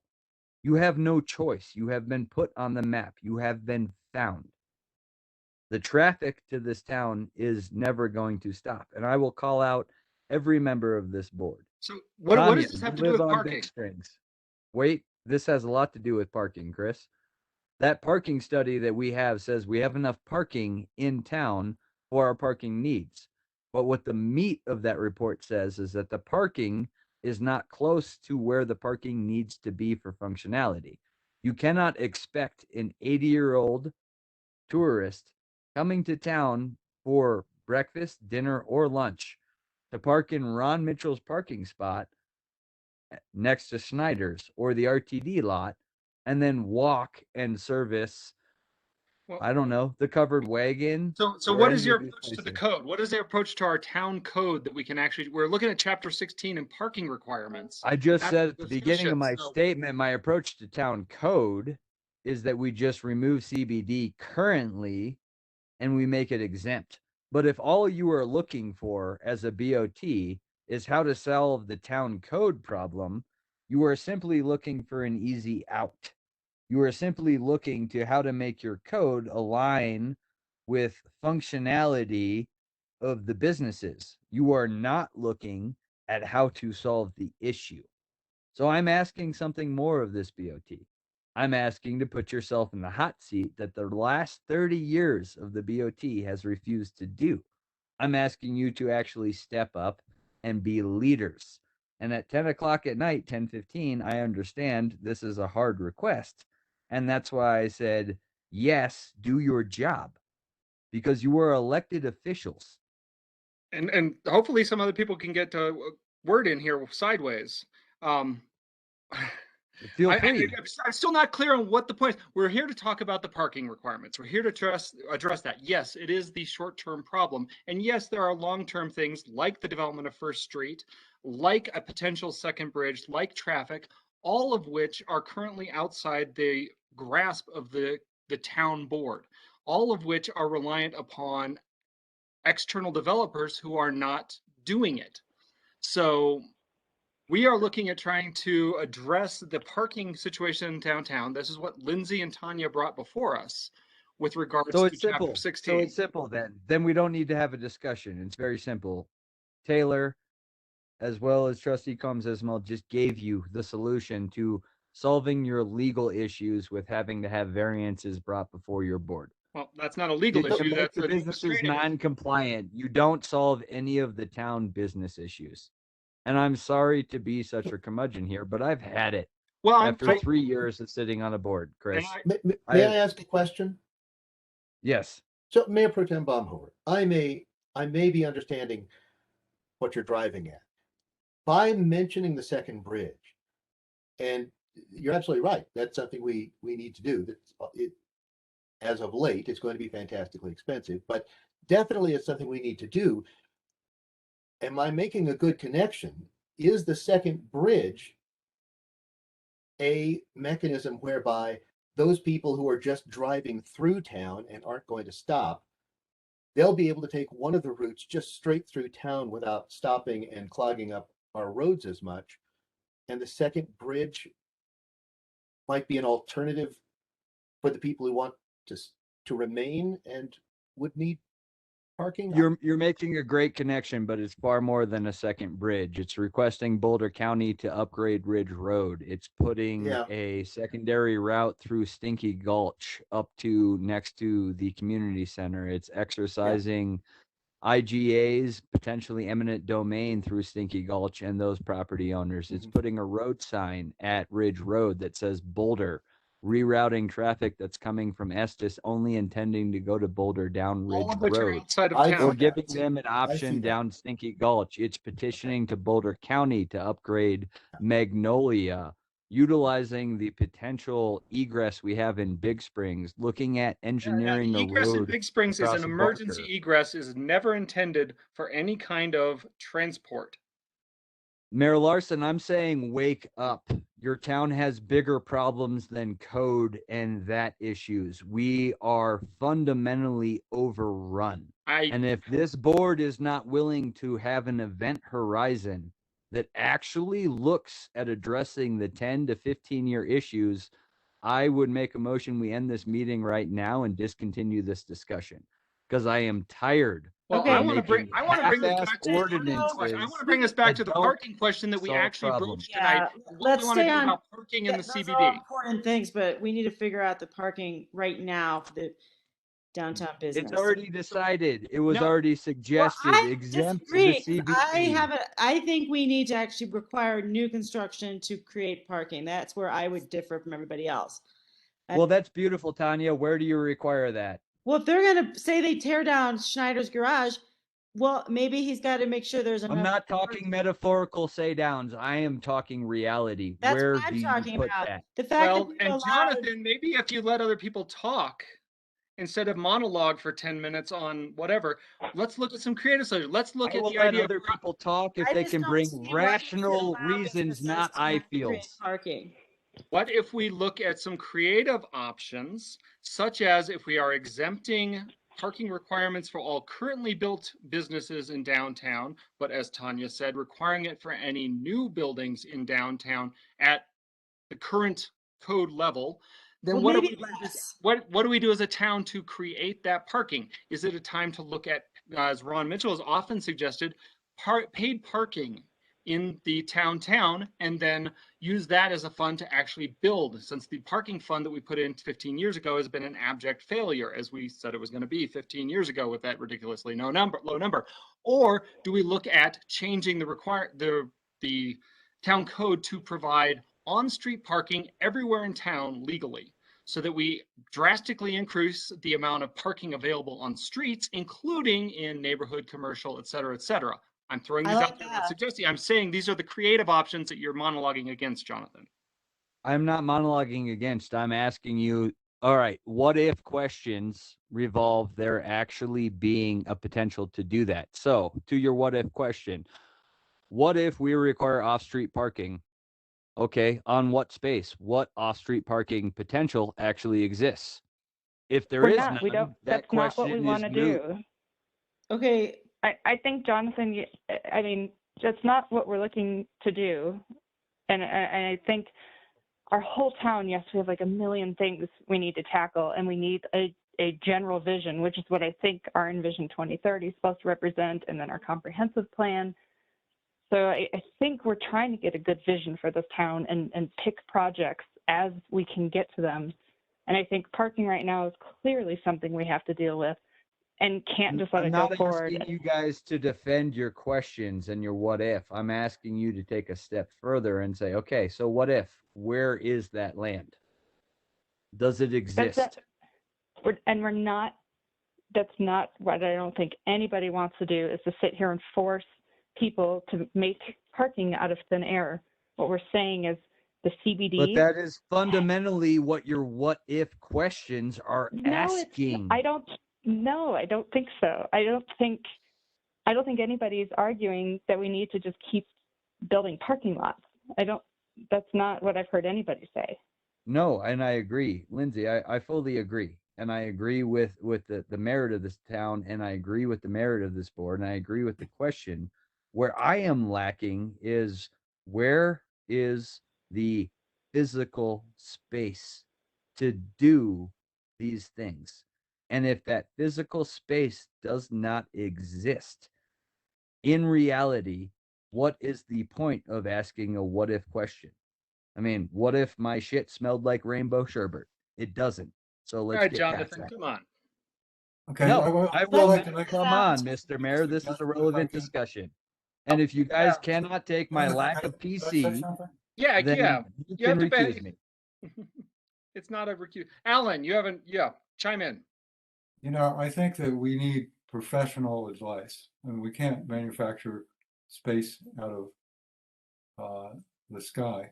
However, I would really like to get the opinion of professional traffic parking engineers, have them study the town, give us some potential options based on their experience as professionals who have worked in other towns, either of our side or larger. Hey, Alan, have you read the last 5 parking studies that have come out since, I don't know, 1995? We have plenty of professional advice and studies. We're not following them. Summarize them for me and send me a copy, okay? Yeah, I'll summarize them for you right now. It's called the traffic circle, which was a result of one of those. Another traffic circle outside of Peakview, in between the bank and the post office, and another traffic circle. That's traffic, Jonathan. Off of that. Keep them distracted off the topic of the night. No, I have had it with this board saying we need expert advice and ignoring the last $250,000 of studies that have been done by prior BOTs and not acting on them. If you guys want to continue tired to of say, you losing your temper every time the topic comes up. yes, We're trying I to have a lose my discussion temper and you keep, because this board continues to not do anything. which And is I'm exactly why we're sorry. trying to keep coming back to the topic before us this evening, which has come up with what we want to do out parking in the CBD. Exempt we would it love to do a million entirely things, until we but get our shit together. I Okay, that's suggest your we meeting, adjourn to a Alex. Who different else day. hasn't spoken?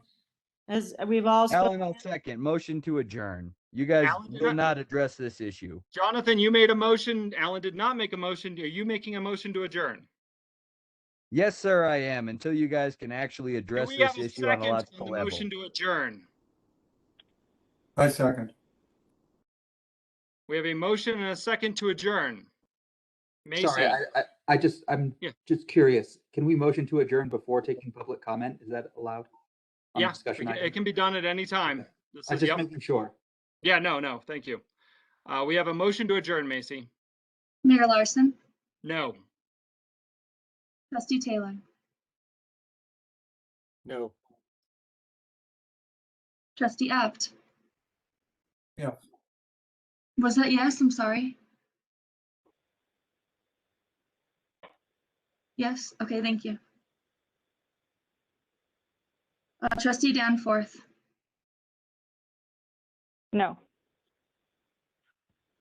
Mayor Pro Tem Baumhover, No, but I'll keep my mouth shut. Trustee Corvallin, No. and Trustee Coombs Ismail. Yes, just to be consistent.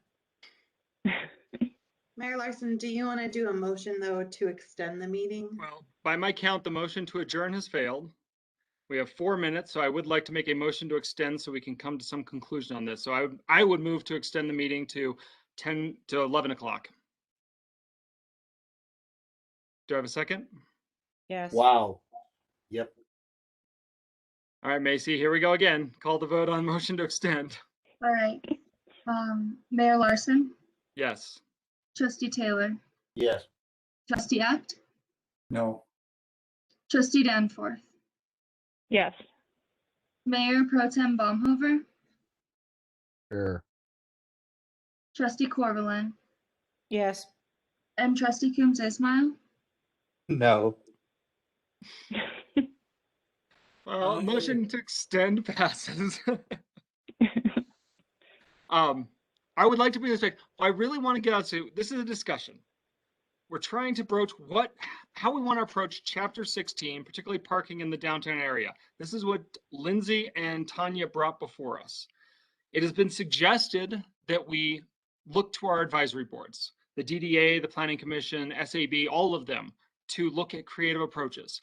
We also are facing the fact that we have businesses applying for variances because the current code doesn't work. We all recognize this. We all recognize there's a problem with the 100% coverage, the older buildings, all of this. Personally, I have my views on we should be exempting downtown businesses from a parking requirement, blow up that parking fund, which has never done any good anyway, and then address the parking issue with creative solutions like some of the ones I suggested. But that's just me. We definitely need input from our boards, but how do we approach this?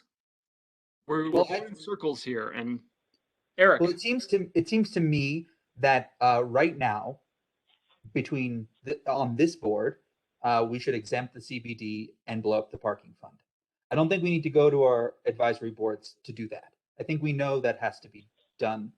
I think that the solutions then to parking, which by the way are things that our businesses want. Our businesses want there to be parking, right? So people can patronize their businesses. And our businesses want there to be traffic through town. Because if there's no traffic through town, then people won't stop and patronize their business once again. And so there is a desire for there to be some parking. There's also a desire for there to be traffic, right? And high traffic at that, which is one of the reasons why our sales tax numbers are so high. So I think it makes sense to exempt the CBD now. Don't go back to advisory boards on that. I don't think that's necessary. And that's my personal view on that. And eliminate the parking fund now. Draft an ordinance that would do that, and then take the lead from the various traffic studies, parking studies, from the comprehensive plan, from all the documentation that we have, bring that to the advisory boards and say, we need a solution here. And I think the first board to go to is the DDA, because they're the ones directly affected by parking and traffic, right? They're the ones who rely on parking and traffic to continue to exist. And I don't think that rerouting traffic away from our businesses makes a lot of sense necessarily, right? That might not be the solution, but maybe finding another place for parking would be. I don't know where that site is. I don't know where that location is off the top of my head. But I do think we need some kind of solution for this that everybody feels at least somewhat comfortable with. So that's how I would move forward here. But what I happens? should What bring happens up, like with Kathmandu when they add 5 apartments on top of their building? I feel like a residential unit should be I agree. required to And provide. that's also a It's new exemption for development in the new businesses, build. not Needs to residences. be a little amendment, you know, like if you're, or, you know, and I still kind of feel like if you're gonna buy Schneider's Garage and tear it down, you should probably have to come up with some parking because you No, have. I a agree blank with that completely, Tanya. footprint. That new builds and new developments Okay, should have but I parking. do, okay, so we kind of agree. That's kind of my thought too. We can't change what's built now. No, they can't create parking, so we exempt it. But if you're gonna build something new, you have to think about where, yeah, okay, so we agree. I So- agree. so I'm limit- I'm on board with that too. Yeah, limiting Julian, this I have a discussion to just the parking. uh, I'm wondering if, based upon what we're discussing, we have a volunteer trustee prepared to propose changed wording for the ordinance. So just kind of throwing that out there because we've yeah. discussed a number of different things, and to kind of see them all together would be very helpful Yeah. to me. I know. I would like to see Tanya and Lindsay maybe take the lead on this. Is their topic. Sorry to put you guys on the Sure. spot, but I'd love to have you guys Sure. with town staff in the coming, it doesn't necessarily have to be by the next meeting. In the coming month to look at what changes to Chapter 16 addresses what you've heard from the discussion this evening. It would come back Absolutely. as a discussion item first at the Board of Trustees with the proposed changes. And then at a subsequent meeting, we could move it to an action item. So we're not moving a fast track on this. We want to make sure we get public input. We want to talk to the DDA, talk to the businesses. But that could be an approach to moving forward, is have Lindsay and Tanya work with Miranda, work with Jennifer to address Chapter 16, to look at how we eliminate the parking fund. And then there may be ancillary questions about what to do with the money that's already in the parking fund, since we have a few $1,000s in there. Address elimination of the requirement for on-site parking or parking requirements for the downtown CBD businesses, not residences, businesses, and continued parking for residences in the CBD, mixed use stuff, or any new build. That's what I've heard this evening is sort of the general agreement. Yeah. Yeah. I think that's a great start, you know, that'll alleviate immediate problems, and then we can have the advisory boards look at you know, longer term stuff and bigger things. But yeah, I think that's exactly what I wanted to see come out of this meeting, is a little direction on how to solve CBD immediate problems. And that sounds good to me. And can I ask, because it was in the aim here, about loading and loading zone requirements and how that might factor into this discussion? Right, that was something Miranda brought up earlier this evening as well. I did, and Chris Pelletier's on PTO, otherwise he'd be here. That's a big concern of his, you know, especially when we were going to pursue that SMS grant and that fell through. But when you do loading and unloading in the CBD right on town right of way, there's a huge impact in accessibility. And when you have, say, like all the business on the south side doing it, it makes it hard to enter and exit in the area. So that is a concern for him of how do we accommodate loading and knowing that right now it's just it's right in the middle of the roadway.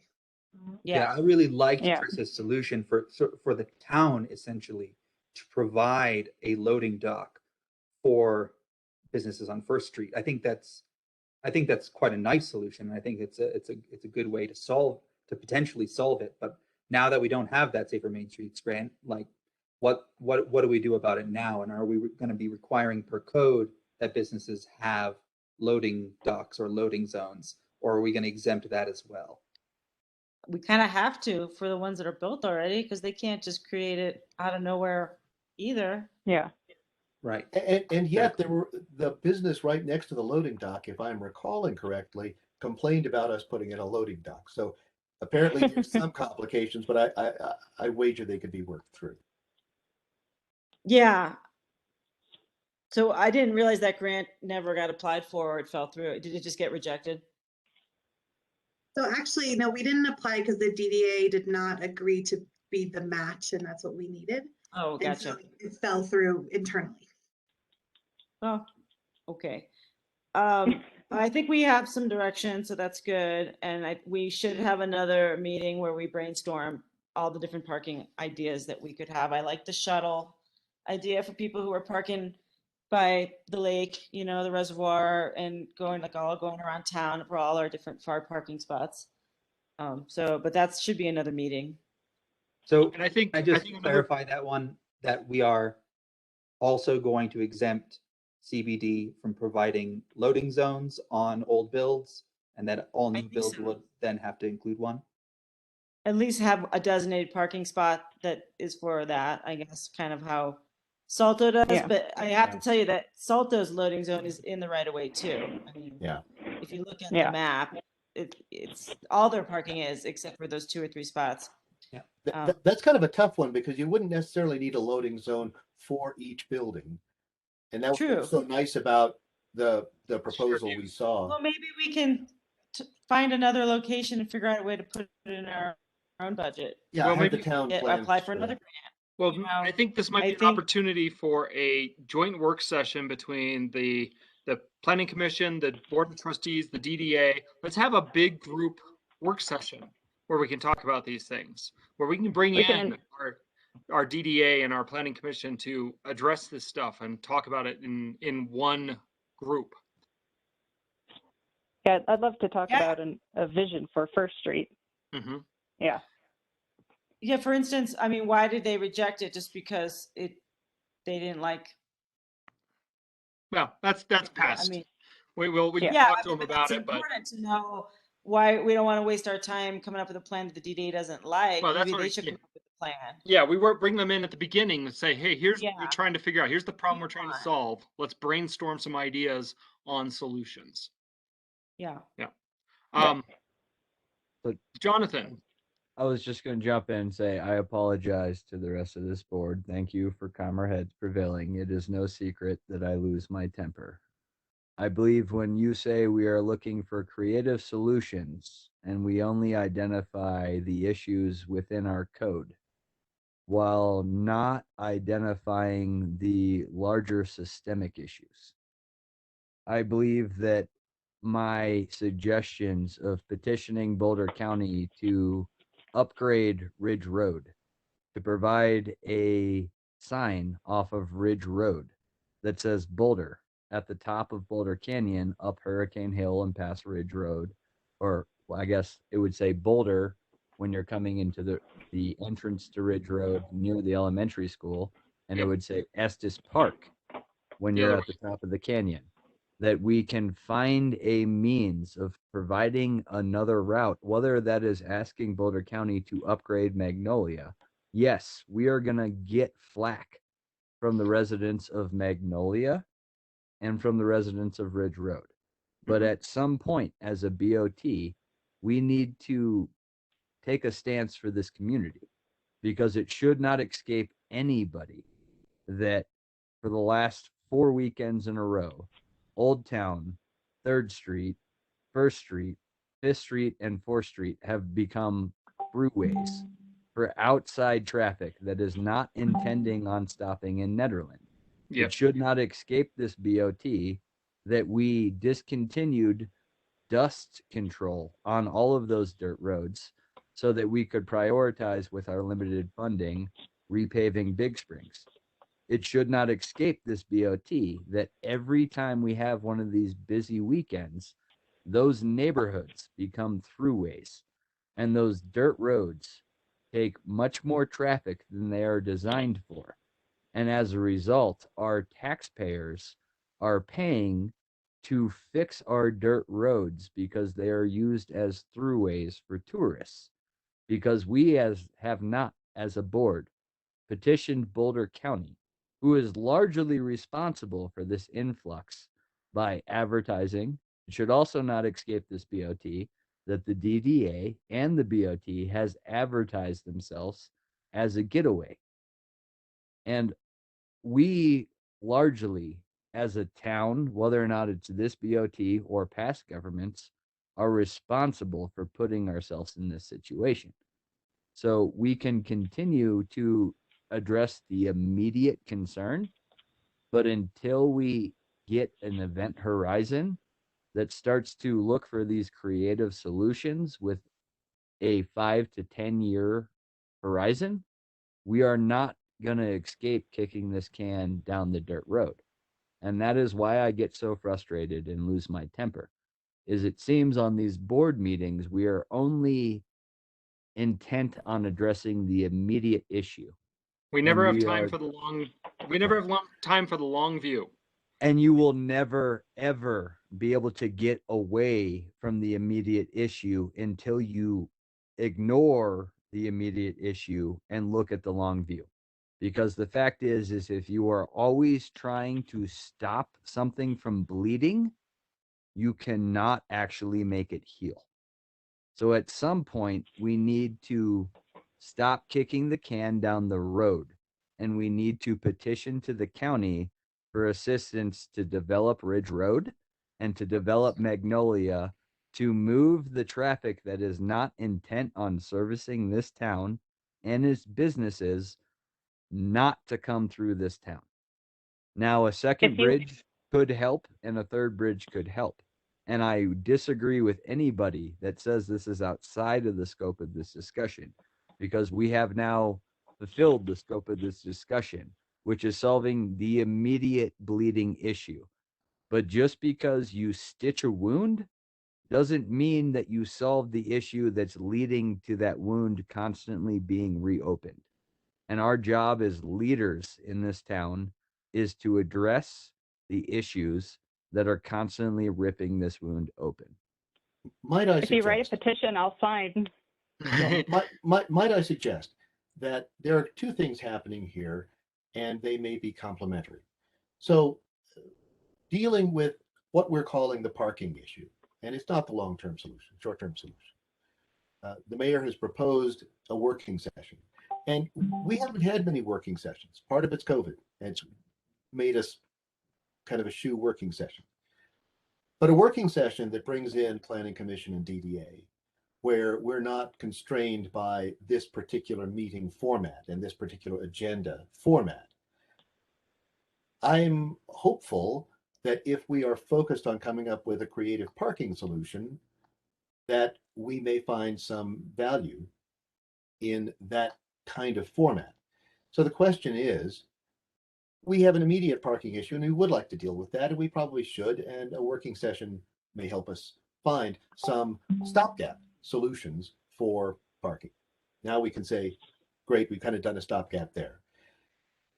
What if we were to commit to a working session to discuss exactly what Mayor Pro Tem Baumhofer is discussing, where we look into what are long-term solutions? Would a working session perhaps be helpful for that? I don't know. I mean, I've seen us organize meetings and working sessions in small ways that have resulted in changes to code that I think made sense. This may be a working session that yields requests to town staff to do specific things and to negotiate with Boulder County and various others. I'm only suggesting that the problem perhaps is trying to solve all problems in this Board of Trustees format. And so perhaps that is a way of thinking through how to begin taking the long-term issues more constructively. That's all I've got.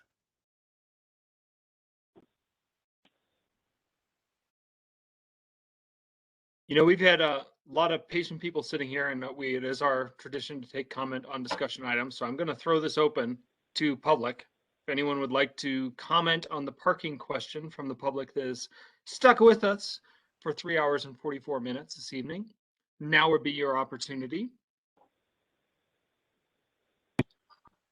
I thought you might be the first one, Ron. Thank you for proving me right. Well, obviously, I've always have an opinion, and that's all it ever is.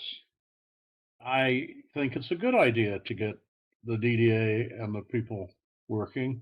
And I agree with the trustee that said that you do need real professional help, because nobody considers me professional.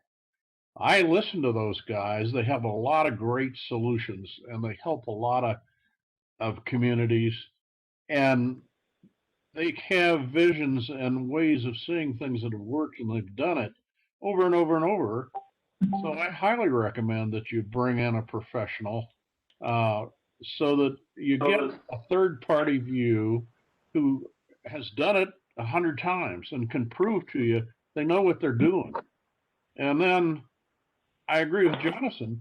There's tons of studies out there and they get buried. Nothing really happens. So if you hire a professional, make a commitment to, or, you know, bring a couple of them and get a couple of views.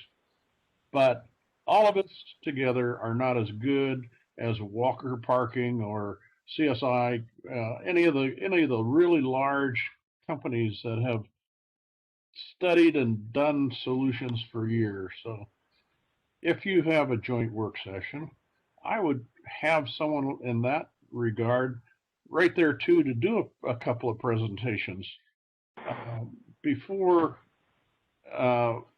you try and have the committee solve the problems. Have somebody, and I think you could get the DDA to commit funds to do it. I can't speak for the DDA at this meeting, even though I'm on the board, but certainly I think it would be worth, you know, joint funding that kind of study and commit to action. Thank you. Thank you, Ron. Anyone else?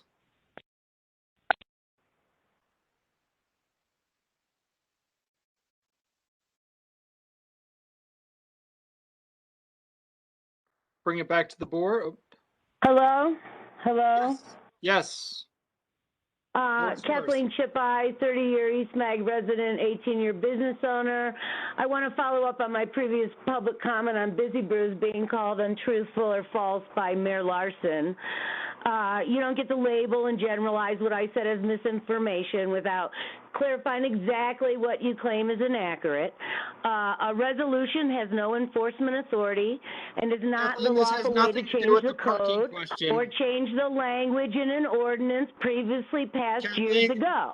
And as far as giving the CBD exemption, how much did the town just spend removing the CBD exemption from what was signed and stamped at Town Hall through spring of 2021, creating this variance problem? Town staff and the town attorney advised the BOT in an emergency meeting to remove the CBD parking from the parking exemption that always existed, this is what caused the parking variance requirement. We just paid the town attorney to be working on this. I don't know what she got paid because we can't see an invoice, because Cora requests apparently what she's being paid to do is apparently not allowed to be seen by the people paying her. So via confirmation of my Cora, the minutes and public record on file actually proves the parking fund in section 202 was dissolved and the CBD exemption was continued as it had been through the full history of the code. The signed and stamped ordinance 645 at Town Hall and the public record minutes of the meeting said something different than what was printed in the newspaper. How does something like this happen? And how does it get noticed as an emergency change contrary to what is signed and stamped at Town Hall and the meeting minutes on record? That just happened. This is the whole, we just paid the attorney to help you guys unlawfully change what the ordinance is supposed to say. And now we have a conflict that was predicted. And I just want to point out on parking, and I agree with everything Jonathan said about changing the language and doing nothing else is meaningless. But I agree with what Tanya and Lindsay have done, and I think I heard someone else, maybe Julian, say something I agreed with. But the bottom line is we need to create parking, and Ron's development has underground parking in the plan, in the CBD, where people can park and walk right out into the heart of town, okay? And I think that's what Jonathan is trying to convey here when it comes to redeveloping the town. We have to follow through here. The parking fund really shouldn't be in existence, and it's missing over $100,000, okay? So we can easily do that, and now we can put the CBD back into an exemption, just like it had been on record until spring of this year, when we just had the town attorney proclaim an emergency, and Karen and Miranda urge all of you with not enough information. You were not provided the right information, and when ICORA requested and go word for word, we have a problem with what occurred when you all removed the CBD exemption in the spring of this year. That's the end of my public comment. Your 3 minutes are up. Thank you. Right. All right. Any other public comment? Hard to follow that. I make a motion to end the meeting. We have a motion on the table. A second. We have a motion and a second. Macy, here we go again. Trustee Taylor, Yes. Trustee Danforth, Yes. Trustee Aft, Yes. Trustee Coombs Ismail, Yes. Trustee Larson, Yes. Trustee Corvallin, Yes. Mayor Pro Tem Baumhover. I'm going to vote yes, but I'm curious, did we provide town staff with any direction, or are we just cutting out because we're all too stressed out? No, Tanya and I have direction, and we'll be working with town staff. Exactly. Thank you, Lindsay. Yes. So at 10:51, this meeting is adjourned. Thank you all very much. Have a great evening. Thanks, everybody. Thank you. See you all soon.